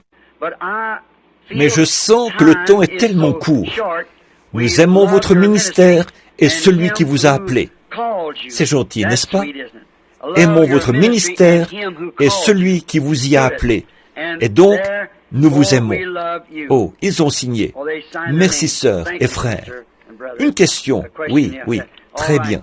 Maintenant, Dieu, vous pensez qu'il vous a fait cette promesse et que c'est arrivé comme à Sarah. Bien sûr, c'est le même Dieu. Il répond de la même façon. Et surtout, ne faites rien d'autre que croire que c'était de Dieu. Frère Branham, j'aimerais vous poser certaines questions concernant la Bible. S'il vous plaît, expliquez Marc. J'ai répondu à celle-là. J'ai répondu à ça. Marc 16. Nous avons répondu à ça l'autre jour. Je me souviens. Voyons un peu. Cher frère Branham, s'il vous plaît, expliquez Matthieu chapitre 22, verset quand... Nous avons répondu à celle-là, voyez. Vous vous souvenez l'autre jour, je vais vous montrer. Vous voyez, c'est juste ici, 22. Comment ce convive est-il entré au souper des noces? Celui qui avait un habit, mais qui n'avait pas revêtu un habit de noces. Souvenez-vous, j'ai fait une petite plaisanterie à ce sujet. J'ai dit, un frère dénominationnel qui est entré par la fenêtre et non par la porte. La porte, c'est la parole. Vous avez dit que Caïn était de la semence du serpent. Pourquoi Ève a-t-elle dit « J'ai acquis un homme de par l'Éternel » C'est celle que j'essayais de trouver ce matin. J'ai inscrit là les versets qui s'y rapportent. Il se peut que je sois en train de faire marche arrière. C'est ce que j'espère. J'en trouve ici. Frère Branham, mon mari, qui a été élevé dans la foi catholique, quand nous faisons nos dévotions, il veut prier à sa façon. J'ai répondu à ça. Vous vous souvenez? Oh, je suis en train de retrouver ces questions là-dedans maintenant. J'ai répondu à celle-là. Frère Branham, j'ai finalement intéressé ma sœur d'une des... J'ai répondu à ça. Une dame qui avait une sœur catholique. Frère Branham, dans 2 Timothée 4, quel est le don qui avait été donné par... J'ai répondu à celle-là. Combien se souviennent de ces questions? J'en ai quelques-unes qui ont été mélangées ici. Voyez? Nous est-il permis d'utiliser un moyen? C'est au sujet du contrôle des naissances. Je vais vous parler de ça en privé, vous voyez, comme je l'ai dit ce matin. Premièrement, les 5 vierges folles seront-elles sauvées pendant le... J'ai répondu à ça. Je suis en train d'aller à reculons. 1 minute. Soyez patient avec moi. Après avoir connu la voie, du moins la voie de la repentance et de la sanctification, j'ai répondu à celle-là. Vous vous souvenez? Puis de perdre ça. Celle-là aussi, j'y ai répondu. J'ai fait marche arrière. Quoi? Il va falloir que je les retrouve à mesure. Frère Branham, quelle est la signification de Matthieu 24, 28? En quelque lieu que soit le cadavre, là s'assembleront les aigles. Vous vous souvenez que j'ai expliqué ça? Voyez, j'ai répondu à ça. Peut-être que j'ai répondu à toutes. Loué soit l'Éternel. C'est l'heure. Est-ce l'heure où l'épouse devra être avec vous pour... Bon, celle-là, j'y ai répondu. L'enlèvement. Peut-être que et celle-là, je sais que j'y ai répondu, parce qu'il y avait des notes inscrites au bas. Je m'en souviens. Eh bien, loué soit l'Éternel. Nous arrivons vraiment au bout, là. Voyons un peu. Étant donné qu'Acte 2.38 est la seule manière d'être baptisé, qu'en est-il de la multitude? J'ai répondu à ça. Ils ne l'ont jamais su à leur époque. C'est seulement maintenant que cela a été révélé. Une fois que vous savez ce qu'il faut faire. Celui qui sait faire ce qui est bien et qui ne le fait pas commet un péché. Frère Branham, est-ce mal de cultiver et de travailler dans le tabac? Je ne crois pas avoir répondu à ça. Bon, je suis contre le tabac. Je suis contre l'usage du tabac. Tout chrétien né de nouveau le sera. Un point, c'est tout. Parce que c'est mal. Nous savons que même la médecine déclare que c'est ce qui déclenche la plupart des cancers de la gorge et des poumons. C'est le tabac. Ils disent... Fumez des cigarettes à bout filtre. Maintenant, vous les hommes et les femmes qui fumez, ça vous induit simplement en erreur. Parce qu'on ne peut pas. Eh bien, la seule chose qu'ils font, quand on achète des cigarettes à bout filtre, il faut en acheter plus, parce qu'elles ne laissent passer qu'un certain pourcentage de fumée. En effet, tout le monde vous dira, j'ai entendu la conférence là-dessus, à l'exposition internationale qui a eu lieu dans l'État de Washington l'an dernier, quand j'étais là-bas à l'exposition internationale, et des médecins qui étaient là de toutes les parties du monde ont expliqué ce qu'il en était. Ils ont dit qu'on ne peut pas avoir de fumée sans goudron, et qu'on ne peut pas, et si on a de la fumée, on a du goudron. Et ils ont dit que personne ne vous trompe au sujet des cigarettes à bout filtre, car alors que vous en auriez fumé une des autres, pour satisfaire le désir que vous avez pour les cigarettes, vous en fumerez 2 ou 3 de celles-là. C'est seulement un bobard public, un bobard publicitaire à la radio et à la télévision. Mais pour ce qui est de travailler dans le tabac, ou de cultiver du tabac, maintenant, vous les frères du Kentucky qui cultivez du tabac, Eh bien, je dirais une chose, si ça vous culpabilise de le faire, ne le faites pas. En effet, je ne voudrais pas faire quoi que ce soit qui, en sachant que ça contribue à la mort d'autrui. C'est mal de faire boire de l'alcool à son prochain, donc ce serait mal de fabriquer des boissons alcooliques. Mais maintenant, permettez-moi de dire quelque chose d'autre. Maintenant, pour ce qui est de le cultiver, le tabac, vous savez, la nicotine est aussi utilisée dans des produits médicaux. Et saviez-vous que vous cultivez du maïs qui sert à la fabrication du whisky, du blé et de l'orge qui servent à la fabrication du whisky? Pas vrai? Très bien. Voyez, vous ne savez pas à quelle fin ils vont utiliser ça. Mais bon, nous cultivons du maïs, et nous pouvons penser, en cultivant du maïs, qu'il pourra servir à faire des flocons de maïs, et de la nourriture pour les gens, du pain de maïs, et ainsi de suite. Mais ils fabriquent aussi des boissons intoxicantes avec ça. Vous voyez? Alors, on ne sait plus trop ce qu'il faut faire. Et vous cultivez, vous avez un jardin de lys. Vous savez ce qu'on fait avec le lys? On en tire de l'opium. Vous savez ce qu'on fait avec la laitue? La même chose. Il y a aussi de l'opium dans la laitue. Avez-vous déjà mangé de la laitue et remarqué comme vous vous sentez calme pendant un petit moment? C'est l'opium qu'il y a dedans. Savez-vous qu'il y en a aussi dans les oignons? Bien sûr. Alors vous voyez, ça dépend du but dans lequel vous le faites. Mais je dirais ceci, en tant que frère chrétien qui s'adresse à un frère chrétien, si vous avez un champ de tabac, vendez-le à quelqu'un d'autre et tentez votre chance avec le maïs. Je crois que ce serait mieux, vous voyez, parce que sans doute qu'il cultive ça pour... Mon mari était marié à une alcoolique adultère. J'ai répondu à ça. Elle vient de... Je vous ai dit d'où elle venait.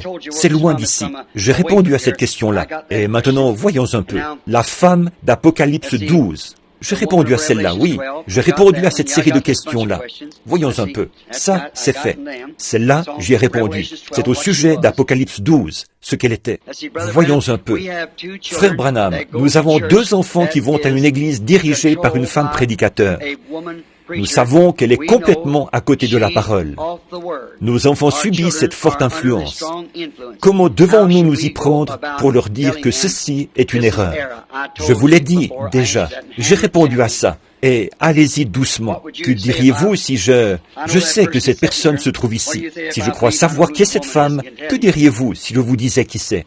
Le règne du millénium sera-t-il de 1000 ans ou seulement d'une certaine période de temps? J'ai répondu à celle-là ce matin même. Voyez, c'est 1000 ans. Très bien. Frère Branham, le problème de... Oui, j'ai répondu à ça. Le blé est livré. Vous vous souvenez que nous avons répondu à celle-là. Je crois que nous arrivons au bout maintenant. Il se peut que j'ai remis quelques-unes d'entre elles dans le paquet. Voyons un peu. Même chose. Frère Branham, je suis la mère de 6 beaux enfants et mon mari désire que j'aille travailler quelque temps pour l'aider financièrement. Est-ce que je devrais le faire? Aussi, veuillez prier Dieu de m'accorder la foi de me donner Abraham et une foi semblable comme celle d'Abraham, de Daniel et des enfants hébreux. Un chrétien devrait-il cultiver du tabac? Je viens d'expliquer ça. Brother Branham, is it wrong for a woman to shave her legs? Am I seeing that? Et, frère Branham, est-ce mal pour une femme de se raser les jambes? Est-ce que j'ai bien vu? Est-ce que c'est bien ça qui est dit là? Je n'arrive pas à... Je ne sais pas. Je vous laisse le soin de décider. Est-ce qu'aujourd'hui, la limitation de la famille, c'est mal? Cela veut-il dire de pratiquer le contrôle absolu des naissances? J'ai répondu à ça, bien entendu, individuellement. Voyons un peu. Si une femme qui est dans le péché obtient un divorce, se remarie et... J'ai répondu à ça. Vous vous souvenez, j'ai dit, laissez les cas de divorce jusqu'à ce que... J'ai une amie que j'aime beaucoup. Elle a reçu des bandes et des lettres dont je crois que ne lui ai jamais parlé. Au fond, je pense que j'ai peur de la détruire et de perdre son amitié. Que dois-je faire? Parlez-lui avec amour. Je crois que j'ai répondu à ça, mais n'essayez pas d'imposer quelque chose à qui que ce soit. Soyez salés, c'est tout. Ils auront envie d'être comme vous. Frères et sœurs, je crois que j'ai répondu à ces questions. Frère Branham, s'il vous plaît, expliquez ce qu'il en est des 5 vierges folles. Je sais que j'ai répondu à celle-là. C'est écrit sur du papier rouge. Je crois que nous J'ai répondu à celle-là. Je crois que j'ai répondu à toutes ces questions. Loué soit l'Éternel. Voyons un peu. Excusez-moi une petite minute. Cher prophète de Dieu, Marc 16, 18. La partie de l'imposition des mains aux malades. Je vis au milieu de manipulateurs de serpents. Qu'en est-il? Eh bien, c'est une bonne question. Si vous vivez au milieu de manipulateurs de serpents et qu'ils disent que Marc 16, certainement, je crois que ce que la Bible dit, c'est exactement ça qu'elle veut dire. Je crois que si nous essayons de tenter le Seigneur dans quelque chose, nous allons récolter. Mais je ne pense pas que Dieu veut dire que vous devez m'apporter une bouteille d'arsenic pour voir si je peux la boire, pour vous prouver que j'ai la foi. Pas plus que je crois que ce serait bien pour vous de m'apporter un serpent pour que je le saisisse, afin de vous montrer que j'ai la foi pour vaincre son venin. Je ne crois pas que ce soit ça. Par contre, oui, je crois que si j'étais dans l'eau en train de baptiser des gens, ou d'œuvrer pour le Seigneur, ou là-bas dans la jungle, et qu'un serpent me morde, je continuerais tout simplement à marcher au nom du Seigneur. Voyez, je crois que c'est ce que ça voulait dire. Maintenant, si vous devez saisir, vous voyez, ce que vous faites avec ça, chère personne, qui que vous soyez, souvenez-vous de ceci. Voyez, observez ce qui s'est fait dans la Bible à ce sujet. Pas plus que je crois que si vous essayez de dire « gloire, gloire, gloire », ne tentez pas Dieu pour arriver à parler en langue. Laissez simplement l'Esprit parler à travers vous. Voyez? Maintenant, je ne crois pas qu'on doive tenter Dieu ou forcer quoi que ce soit. Tout comme je le disais tout à l'heure, quand l'Esprit, nous nous attendons à l'Esprit, c'est lui qui agit. Maintenant, observez, Paul ramassait des broussailles sur l'île de Crète, je crois. Il était lié de chaînes. Et un serpent, peut-être un mamba, c'est une morsure mortelle. Il aurait dû tomber raide mort. Je ne connais pas d'autre serpent qui vous tuera aussi vite que ça. Il n'y a que le mamba. Alors, disons qu'il a ramassé ce mamba. C'est une morsure mortelle. Il ne vous reste plus qu'environ quelques respirations. Quand le mamba vous pique, ou si c'est un cobra, vous avez 50% de chance de vous en tirer avec du sérum. S'il s'agit d'un cobra noir, s'il s'agit d'un cobra jaune, vous avez environ 80% de chances de mourir et environ 20% de chances de vivre. Dans le cas d'un mamba, vous n'avez aucune chance. Vous êtes mort, carrément. En effet, vous n'avez plus que quelques respirations. Ça paralyse le système nerveux, le système sanguin et tout le reste. Et c'est fini pour vous. Voyez? Mais quand ce mamba a mordu Paul à la main, ils ont dit, eh bien, cet homme c'est un méchant, peut-être un meurtrier. Bien qu'il ait été sauvé de la mer, cependant là, il n'a pas pu échapper à la mort. Les dieux vont lui faire justice, puisqu'il est un meurtrier. Paul, en voyant ce serpent suspendu à sa main, il l'a simplement secoué. Il n'était pas tout excité. « Oh Seigneur, aide-moi à faire ça !» Non, il l'a regardé. Il l'a secoué dans le feu et il a continué à ramasser des broussailles comme si de rien n'était. Ils ont dit, il va mourir à l'instant, parce que quand ce serpent vous mord, c'est fini. Le temps s'écoulait. Au bout d'un moment, Paul n'avait pas enflé. Il n'était pas mort. Il n'avait ressenti aucun effet. Ils ont changé d'avis. Ils ont dit, c'est un Dieu qui est descendu, sous la forme d'un homme. Voyez? Il n'a jamais dit, amenez-moi ce serpent. Mais le serpent l'a mordu. Il n'a jamais tenté Dieu. Mais il a eu la foi en Dieu pour vaincre la morsure du serpent. Vous voyez ce que je veux dire?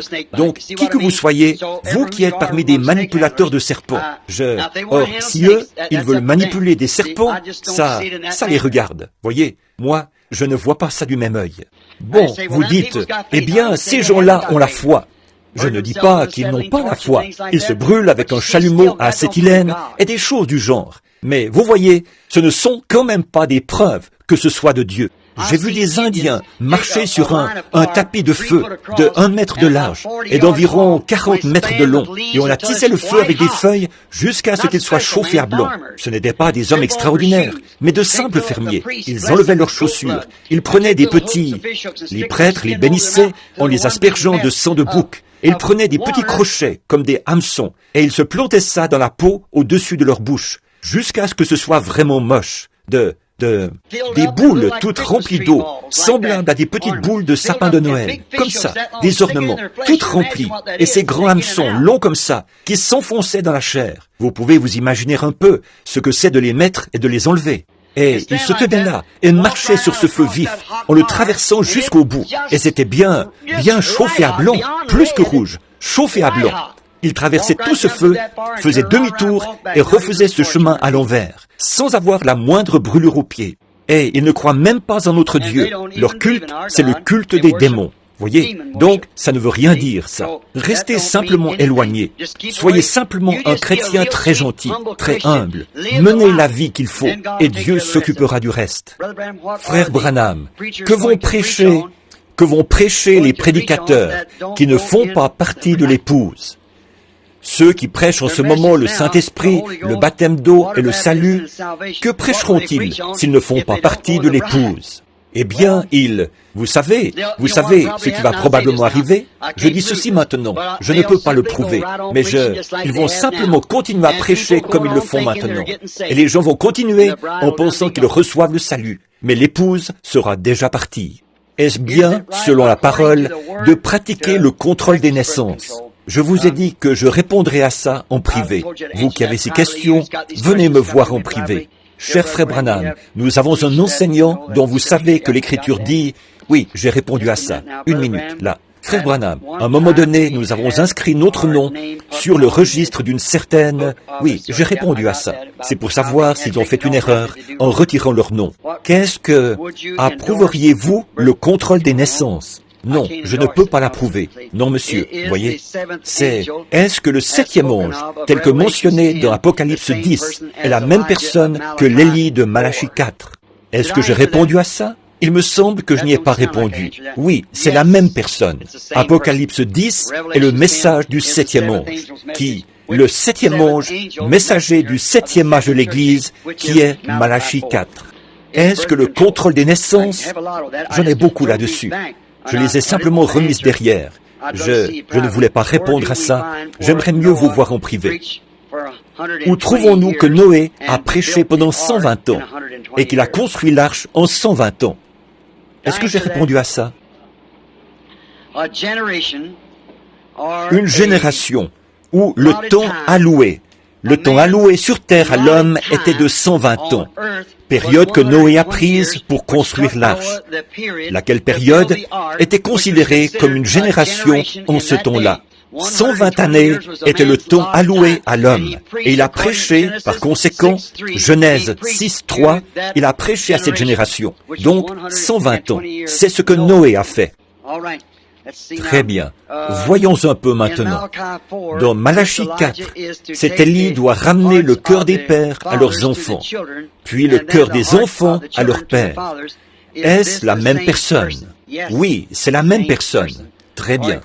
Oh, attendez une minute. Non, pardon, excusez-moi. Juste, vous voyez comme le Saint-Esprit a saisi ça pour moi? Non, je pensais qu'il était dit que, voyez, ce dont il s'agissait dans Malachie 3, là, j'envoie mon messager devant ma face. C'était Élie. Dans Malachie 4, voilà qu'il est dit, voici, j'envoie Élie. Dans Malachie 3, il devait amener un messager, envoyé devant la face du Seigneur Jésus. Et c'était Jean. Combien comprennent ça? Dans Malachie 4, quand cet Élie vient, immédiatement après son message, et tout après, c'est la venue du Seigneur et le renouvellement de la terre.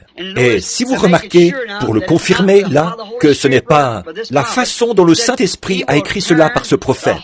Il a dit, il ramènera d'abord le cœur des pères à leurs enfants. Voyez, ça, c'était la première venue de Jean. Il a ramené le cœur des pères, des vieux patriarches qui étaient les pères, au message des enfants, qui était la nouvelle génération d'alors. Jésus, dans cette génération-là. Ensuite, est une conjonction qui sert à lier ces éléments, le cœur des enfants à leur père. Ce qui veut dire que le message d'aujourd'hui ramènera le cœur des enfants de l'âge de l'Église à la foi originelle de la Pentecôte, du commencement. Donc, ce sera deux différents. C'est le même messager, mais il y a là une distinction entre la première et la seconde venue de Jean, ou du messager, Élie. Mon mari et mon plus jeune fils ne croient pas. Oui, j'ai répondu à ça. Je le sais, parce que je vois que la personne a apposé là sa signature. Je me rappelle lui en avoir parlé par la suite.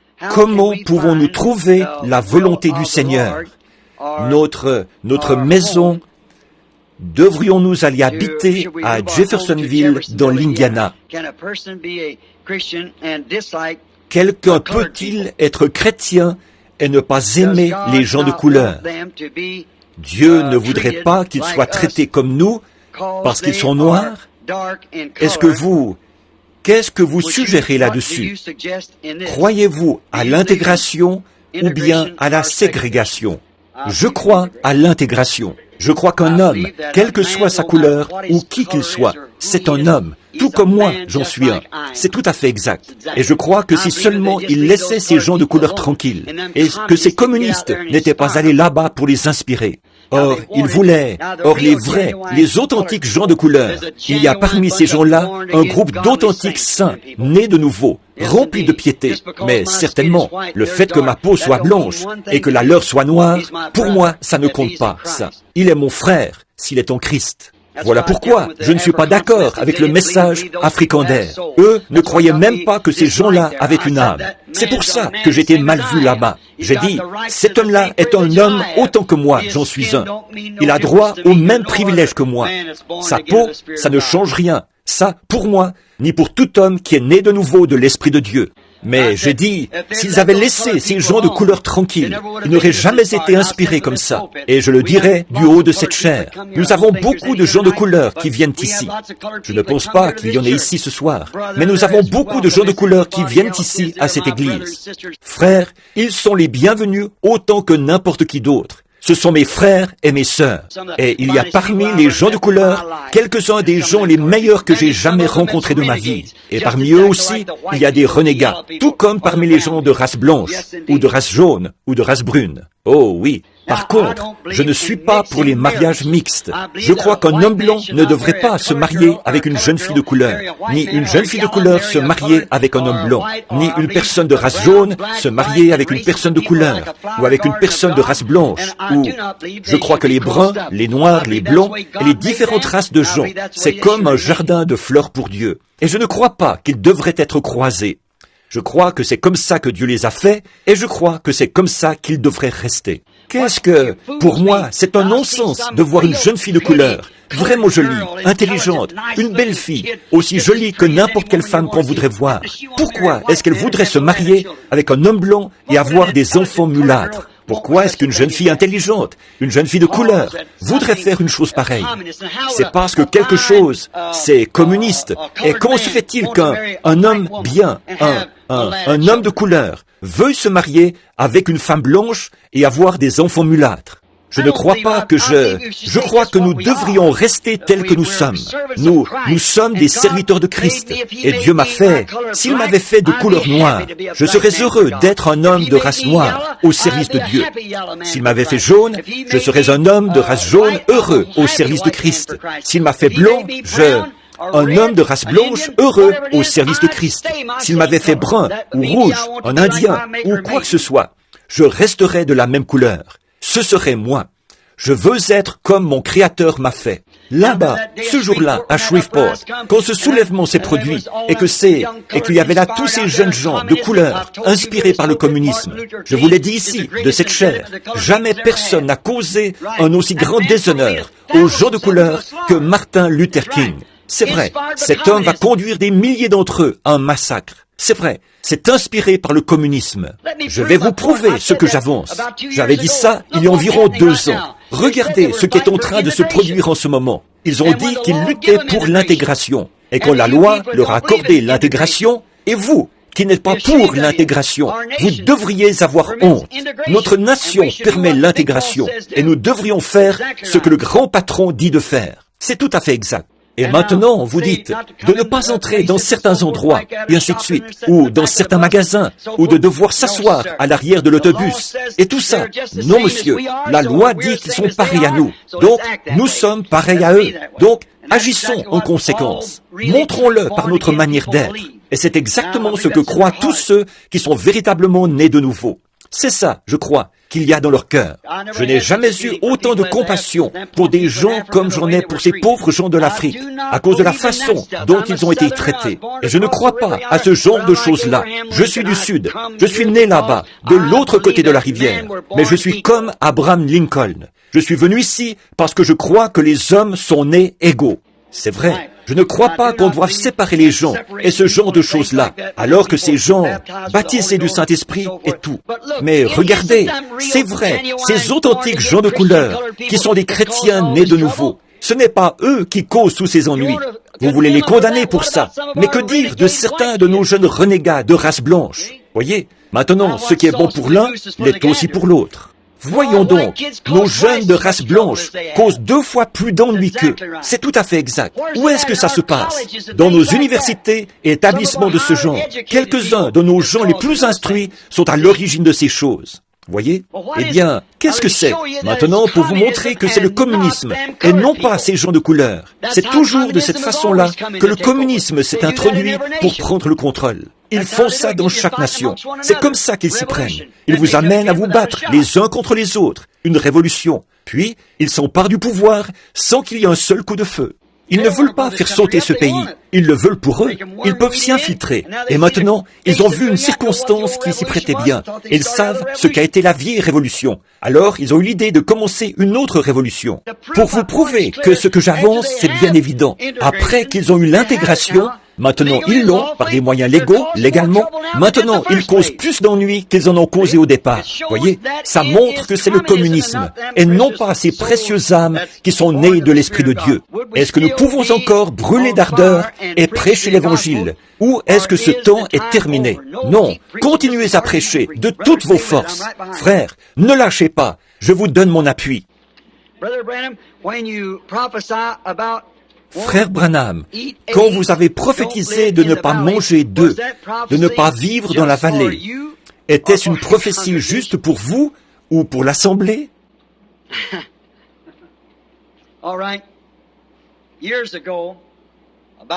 Très bien. Il y a des années, une trentaine d'années, j'ai donné une prophétie où il était dit que dans les derniers jours, il y aurait des maladies parmi les animaux, parmi le bétail, et que les œufs, même les œufs, seraient affectés, et qu'il y aurait des œufs qui ne seraient pas bons à manger, et aussi que les gens qui vivent dans les vallées.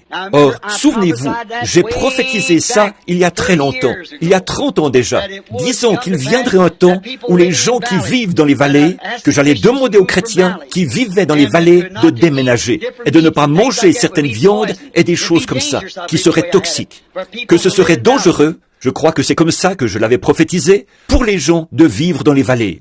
Or ça, c'était avant qu'il y ait des retombées radioactives, ou qu'on sache quoi que ce soit au sujet des retombées radioactives. Mais c'était le Saint-Esprit qui m'avertissait. Et aujourd'hui, même notre bétail, vous voyez qu'on en a retiré du marché, il est vaporisé de DDT, ce qui a introduit quelque chose dans les vaches. Remarquez encore, toute cette affaire d'hybridation et toutes ces choses qu'ils font, c'est carrément en train de faire dégénérer la race humaine. 30%, 20 ou 30%, a dit le Reader's Digest, des patients de l'hôpital se retrouvent là à cause des médecins. Ils vont vous donner un médicament pour vous débarrasser d'une certaine chose, et ça va causer quelque chose d'autre ailleurs. Et avez-vous remarqué les œufs? L'année dernière, des centaines de personnes de Louisville et de Jeffersonville sont tombées malades et ont été hospitalisées parce qu'elles vomissaient après avoir mangé des œufs que les poules d'ici, dans la vallée, les œufs de la vallée avaient été touchés par des retombées radioactives. Ça empoisonne l'herbe et tout le reste, tout est contaminé. Mais voici où se trouve la réponse, mon frère. Je crois de tout mon cœur qu'il est écrit dans l'Écriture qu'aucun aliment ne devrait être pris sans action de grâce, car il est sanctifié par la parole de Dieu et par la prière. Voyez? Si vous en mangez, dites, « Seigneur Jésus, tu as préparé cette nourriture pour moi. Maintenant, c'est avec foi que je sanctifie cette nourriture pour qu'elle fortifie nos corps. Ensuite, mangez-la, car tout ce que nous faisons, nous le faisons par la foi. » Cher frère Branham, des motifs pour divorcer d'un mari ivrogne. Je n'aime pas parler de ça. Du divorce. Je vais en parler un peu plus tard.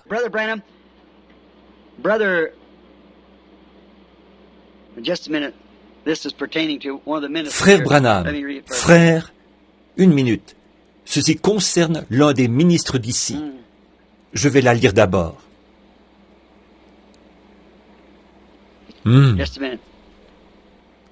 minute. Eh bien, je vais vous dire, je vais la lire quand même. Frère Branham, Frère Neville m'a dit par prophétie que, ainsi dit le Seigneur, je recevrai le Saint-Esprit. Alors qu'il m'a dit, avec cette assurance, que je recevrai le Saint-Esprit, je n'ai pas encore reçu le Saint-Esprit. Devrais-je continuer? Mais bien sûr, faites ça. Continuez à croire. Remarquez, j'étais chez Frère Wood hier, au moment où on a reçu un appel téléphonique d'un homme qui est dans un fauteuil roulant, qui était venu ici avec un fardeau pour un frère ou pour quelqu'un qui était alcoolique, qui avait été chez les alcooliques anonymes, qui avait reçu des piqûres à l'hôpital et tout. Et Frère Neville, soit par un parler en langue ou autre, il a donné une prophétie à cette personne. Il a donné la prophétie qu'il arriverait quelque chose de bien à cet homme, dans les quelques jours qui allaient suivre, ou quelque chose comme ça. Et l'homme a téléphoné pour dire que cet homme, depuis 68 jours maintenant qu'il a quitté l'hôpital, il n'a pas pris un seul verre, ni aucun médicament pour l'empêcher de boire, ni rien. Et la chose que Frère Neville avait dite par prophétie s'est accomplie. Loué soit l'Éternel.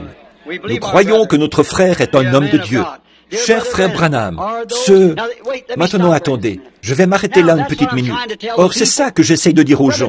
Frère Neville croit le même message que moi je crois. Frère Capps, Frère Biller, Frère Raddle, tous ces frères ici croient le même message que moi je crois. Ils le prêchent comme moi. Et si vous le voulez, que vous le voulez vraiment, que vous avez l'intention de déménager, que vous allez prendre votre retraite ou quelque chose, et que vous voulez venir pour la parole, venez ici, venez au tabernacle. C'est là que vous l'entendez. Ce sont des hommes saints. Ce sont des hommes qui ont le même Saint-Esprit que vous et moi. Ils tirent leur enseignement de la même Bible, et ils enseignent le même message. Cher frère Branham, ceux qui parlent en langue, sont-ils le reste? Oui, j'ai répondu à ça. Oui, j'ai répondu à ça. Naître en parlant en langue. Frère Branham, votre prédication sur le baptême du Saint-Esprit, est-ce que le baptême au nom de Jésus? Oui, j'ai répondu à ça.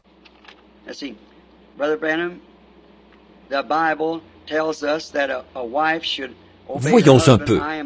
Frère Branham, la Bible nous dit qu'une femme doit obéir à son mari. Je suis une chrétienne et mon mari est un pécheur. Il fait tout ce qu'il peut pour me persécuter et pour m'empêcher d'aller à l'église et de lire ma Bible. Et il nie la parole. Que dois-je faire? Ce que vous devez faire, maintenant écoutez, vous êtes censé obéir à votre mari. Ça, c'est la parole. Maintenant, s'il vous dit et qu'il vous défend de lire la Bible, d'aller à l'église ou quelque chose comme ça, vous n'avez pas à obéir à ça, parce que celui qui ne quittera pas son père, sa mère, son mari, sa femme ou quoi que ce soit pour me suivre n'est pas digne de moi. Pas vrai? Non, les hommes sont censés, un homme n'est pas censé user de cette autorité sur une femme simplement parce qu'il est son chef. Dieu est son chef au-dessus de vous, frère. Voyez? Et si votre femme fait quelque chose de mal, alors vous avez le droit de le lui dire. Et elle est censée vous écouter. Mais vous n'avez pas le droit de la battre, de la harceler ou de faire ces choses-là. Non, Dieu a donné à l'homme une aide, pas un paillasson. Souvenez-vous, elle a été votre petite chérie. Elle devrait toujours le rester. Quand et où le peuple de Dieu se rassemblera-t-il pour la parole de la fin? En Christ. Eh oui, pour le dernier jour, ils se rassembleront en Christ. Ne l'oubliez pas maintenant. Nous avons un lieu de rassemblement. Nous l'avons parfaitement. On nous appelle, maintenant voici la question de l'autre jour, on nous appelle des oiseaux impurs parce que nous allons à l'église de Junior Jackson. Parfois, parce que nous sommes avec ils n'observent pas les nouveaux règlements de l'église, établis ici à l'église. Sommes-nous en dehors de la volonté parfaite de Dieu en allant là de temps en temps? Non, monsieur. Je crois que Junior Jackson est un homme de Dieu. Je l'ai déjà expliqué. Je crois, nous ne sommes pas d'accord sur l'ordre de l'Église. Maintenant, je crois que Junior, eh bien, combien connaissent Junior Jackson? Eh bien, nous savons que c'est un homme saint. Il croit ce message, tout comme moi, et il croit ces choses. Franchement, Junior et moi, nous sommes des copains, comme tous les autres hommes ici. JT et frère Raddle, et frère Jackson, et frère Biller, et tous ces frères-ci. Nous sommes tous ensemble. Maintenant, il se peut que nous ne soyons pas d'accord sur tout, vous voyez. Mais nous croyons ce même message, vous voyez, et nous nous serrons les coudes. Il y a aussi frère Hume là, qui est missionnaire. Et il y en a tellement que parfois, je n'arrive même pas à tous les nommer. Mais quand même, vous savez que je parle aussi de vous, frère, bien sûr. Vous aimeriez abandonner le métier d'infirmière. J'ai posé celle-là. Vous vous en souvenez? C'est une gentille et chère sœur qui désirait se renseigner au sujet du métier d'infirmière. Quand j'étais jeune, je disais à tout le monde que je voulais devenir prédicateur. J'ai répondu à ça. Ça aussi, j'ai répondu. Alors, que doit-il faire à ce sujet aujourd'hui? Eh bien, ceci, c'est une lettre d'un ministre, ouvrier pour Christ, qui n'est pas... C'est juste une lettre personnelle pour moi. C'est de la part de frère Pat Tyler, un des frères ici à l'église. On les a toutes passées. Merci Seigneur. Je vous suis reconnaissant. À vous, ici. Ne sommes qu'un dans la joie et les pleurs. Je me demande si Sir Wilson est toujours dans le bâtiment. Je l'ai vu ici. Vous savez ce que je faisais tout à l'heure, Sir Wilson? Je regardais les photos du jour où nous avons posé la pierre angulaire. Je regardais la photo et j'ai vu Hope et moi avant notre mariage. Je ne savais même pas que... Je me rappelle avoir vu une photo prise après l'un de mes combats où j'avais remporté un championnat. Je regardais ma photo l'autre soir, prise du temps où j'étais garde-chasse, ici dans l'État de l'Indiana. Et je pense à l'église. Vous savez, je pense qu'il ne reste ici ce soir peut-être pas plus d'une personne de ce groupe. Combien sont ici de ceux qui étaient à l'époque où nous avons posé la pierre angulaire, là, au commencement? Levez la main. Mon frère et Sir Wilson, je veux vous demander quelque chose à tous les deux. Vous souvenez-vous comment nous avons tous commencé? Vous souvenez-vous du vieux sol, quand il était plein de boue? Nous avions de vieilles fenêtres qui branlaient. Nous avions 80 cents pour démarrer ça. C'était plein de mauvaises herbes. Et tout ceci, c'était comme de la forêt, ici derrière nous, quand nous l'avons construit, le tabernacle. Regardez tous ceux d'entre nous qui ont fait leurs vœux et qui ont défilé ici devant l'autel. Nous les avons vus venir et partir, l'un après l'autre. Avez-vous remarqué ceux qui sont restés avec le message, comment ils sont partis? Maintenant, pensez à ceux qui ont abandonné le message, comment eux sont partis. Pensez-y. Nous voici ce soir, après tout ce groupe-là, qui était 3 fois plus nombreux que ce que nous avons maintenant ici, même à nos réunions où il y a le plus de monde. Pensez-y, alors que des autobus scolaires étaient parqués partout dans le voisinage, et d'un bout à l'autre de ce terrain, venant de partout. Et on installait même des tentes pour le surplus de gens. Et encore là, on n'arrivait pas à placer tous les gens qui se rassemblaient ici. Je n'étais qu'un jeune prédicateur. Voyez? Et de ces milliers de gens que nous avons eus, nous ne sommes plus que 3 ici, ce soir. Je me souviens de Sir Wilson, quand on m'avait appelé à son chevet, alors qu'elle se mourait de la tuberculose. Elle faisait une hémorragie, au point que les draps et les tailles d'oreiller avaient été déposés dans le coin, imbibés de sang. Je me souviens que le Saint-Esprit a arrêté le sang. Quelques jours plus tard, je l'ai baptisée dans la rivière Ohio, dans l'eau glacée, au nom de Jésus-Christ. Et je l'ai fait asseoir à l'arrière de ma décapotable, un vieux roadster. Et je l'ai conduite d'Utica, c'est bien ça, n'est-ce pas,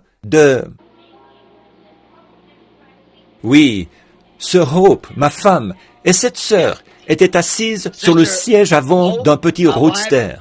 Ma mère et Sir Snelling étaient assises à l'arrière. J'ai leurs photos.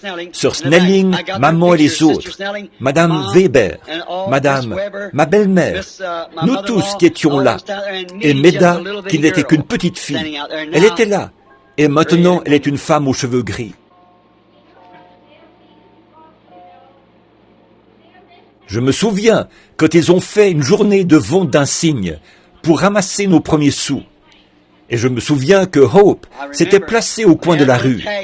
Elle n'était qu'une jeune fille d'environ 16 ans. Elle vendait comme ceci, en tendant un insigne aux gens. Elle leur donnait un insigne. On pouvait mettre un ivrogne a descendu la rue. Il a dit, « Pardon, mademoiselle. » Il a dit, « Qu'est-ce que vous vendez ?» Elle a dit, « Rien. Alors, je vous donne cet insigne. » Elle a dit, « Il s'agit d'un don pour l'Église. Si vous désirez mettre quelque chose là-dedans comme don, nous essayons de ramasser assez d'argent pour construire un tabernacle dans la ville. » Elle a dit, « Si vous voulez mettre quelque chose, vous pouvez. Mais si... » Il a dit, « Je n'ai rien. » Elle a dit, « Prenez un insigne quand même. » Il l'a pris et il l'a regardé. D'un côté, ça disait, où passerez-vous l'éternité? Et de l'autre côté, il y avait un point d'interrogation. Où passerez-vous l'éternité? Une question. Il est revenu en titubant Il regardait ça. Il a dit, « Mademoiselle, vous posez là une sérieuse question. » Elle a dit, « Mais cette question doit être réglée. » C'est vrai. Elle est partie. Elle est de l'autre côté du rideau ce soir. Je me souviens des dernières paroles qu'elle a prononcées. Je me souviens de ce que moi, je lui ai dit. Je m'en souviens. Oui, monsieur. Beaucoup d'eau a coulé sous les ponts depuis. Nous avions l'habitude de nous tenir là. Et même avant que nous ayons une église, nous avions l'habitude de nous tenir debout, de nous tenir par la main en chantant ce cantique. C'est comme si je l'entendais encore. Myrtille n'était qu'un bout de chou à cette époque-là. J'ai une photo du petit Leroy qui se tenait là, debout. Ce n'était qu'un bon bain, quoi.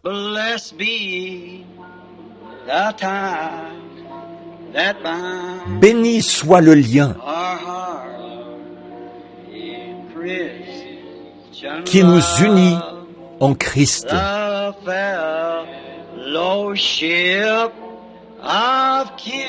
Le saint amour, l'amour divin que verse en nous l'Esprit. Pendant que nous chantons ça, beaucoup d'entre eux sont là-bas. Ils attendent sa venue. Nous nous séparons. Cela nous remplit de tristesse. Vous aimez-vous les uns les autres à ce point-là? Mais nos cœurs seront toujours unis dans l'espoir de nous revoir. Frère Freeman, vous, c'était tout près de cette époque-là, n'est-ce pas? Je pensais à ça. Je vous ai connu que nous allions chez Frère Roy. Vous vous souvenez des Hadcock? J'ai celle de Kenneth. Comment s'appelait sa sœur? J'ai leur photo. Nous étions tous debout là, nos bras les uns autour des autres, devant le bâtiment, avec le docteur Roy E. Davis, le pasteur. Je les regardais tout à l'heure.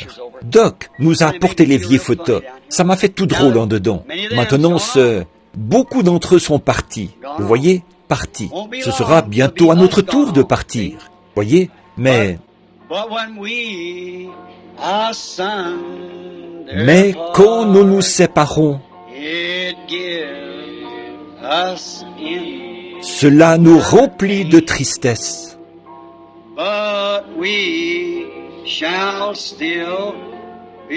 Mais nos cœurs seront toujours unis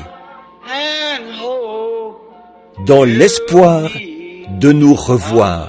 Vous souvenez-vous de Frère Bosworth? Juste avant qu'il traverse de l'autre côté, il s'est levé dans la chambre, il s'est mis à marcher et il a serré la main de son père, de sa mère et de ses convertis à Christ. 40 ans. Ils étaient morts depuis 40 ou 50 ans. Il les a vus qui se tenaient là dans la chambre et il essayait d'amener tout le monde à les voir aussi. Qu'est-ce que c'était? Ce vieil homme était en train d'entrer dans ce pays où je me suis trouvé le matin où j'ai eu cette vision. C'est vrai. Je les ai vus là-bas. Ils étaient redevenus jeunes. Nos cœurs sont toujours unis. Nous espérons nous revoir. C'est vrai. Que Dieu vous bénisse. Je viens de regarder au fond de la salle. Je parlais de mes amis de couleur et j'aperçois frère et sœur Nash qui sont assis là-bas. Je ne savais pas que vous étiez là. Je viens juste de regarder au fond. Ils sont tout au fond. Et cet autre frère qui est assis ici. Est-ce le frère qui me manifeste à haute voix son appréciation là-bas, au fond, de temps en temps, qui est assis ici? Son nom m'échappe. Frère Wood m'a dit qu'il causait avec lui et qu'il lui a dit, « Vous savez quoi? Quand l'esprit me saisit, il faut que je crie. Hey !» Il a dit, « J'espère que je ne dérange pas. Quand vous ne criez pas, hey, c'est moi que ça dérange. » Que Dieu vous bénisse. Je vous aime, frères et sœurs. C'est vrai. Frère Nash, sœur Nash, vous savez que je vous aime. Oui, monsieur. Vous êtes mon frère et ma sœur en Jésus-Christ, de chers et tendres amis. Et s'il y a quelqu'un d'autre, s'il y en a quelques-uns que je n'ai pas vus, sachez que ces portes ici vous sont ouvertes. Les portes du ciel s'ouvriront aussi. Mais nos cœurs seront toujours unis dans l'espoir de nous revoir.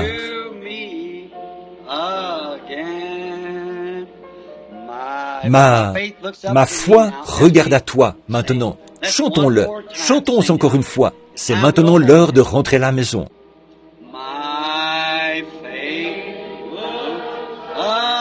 Ma foi regarde à toi. Toi, agneau du calvaire. Ô Sauveur divin, écoute ma prière. Efface mon péché.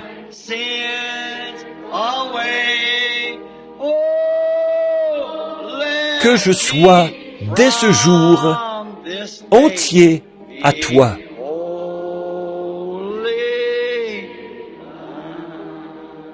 Essayons encore, Saint, Saint, là, d'accord? Donnez-nous la note, sœur.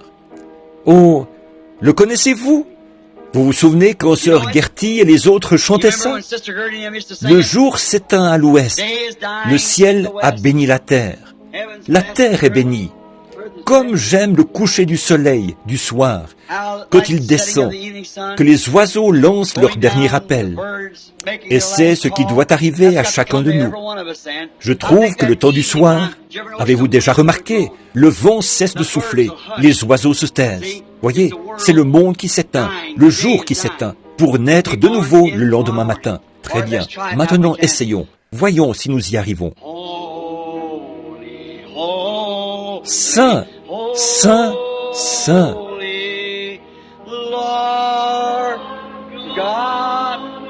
Dieu très puissant.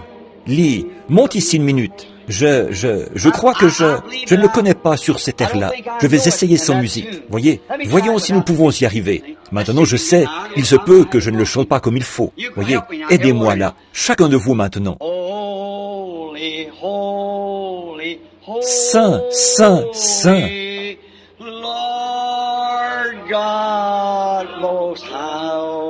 Dieu très armé.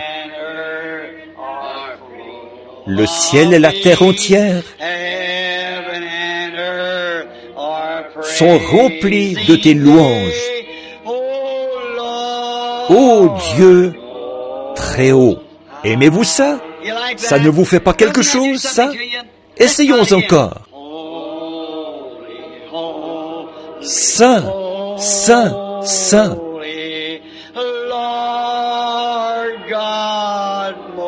Dieu très haut.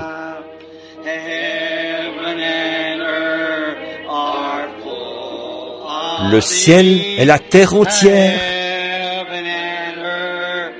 sont remplis de tes louanges. Ô Dieu très haut. J'aime ça, pas vous? Oh, comme j'aime ces bons vieux chants. Il y a quelque chose que j'aime dans ces chants. Vous pouvez garder tous vos petits chants saccadés, tant que vous voudrez. Donnez-moi ça. C'est ça que j'aime. Au-delà du voile déchiré et tous les autres jolis chants comme celui-là. J'aime ces chants-là. Je pense que chanter fait partie de l'adoration. Oui, monsieur, chanter les louanges de l'Éternel.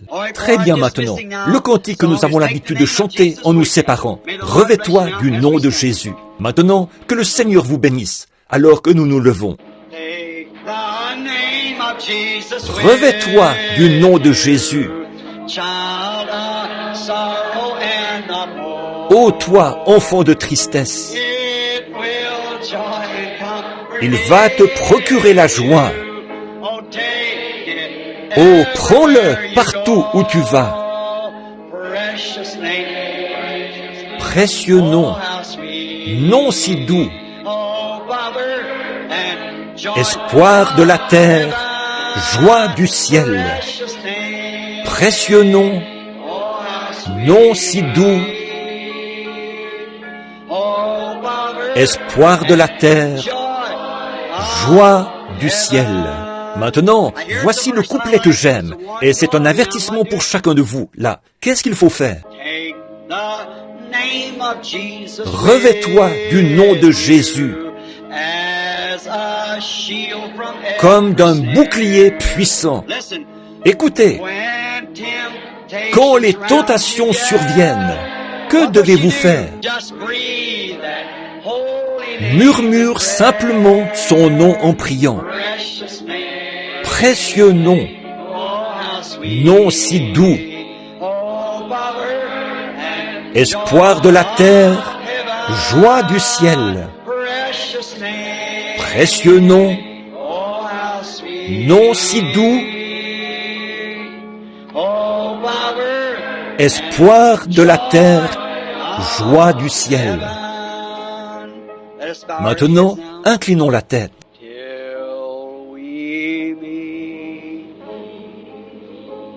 Jusqu'à ce que nous nous revoyions.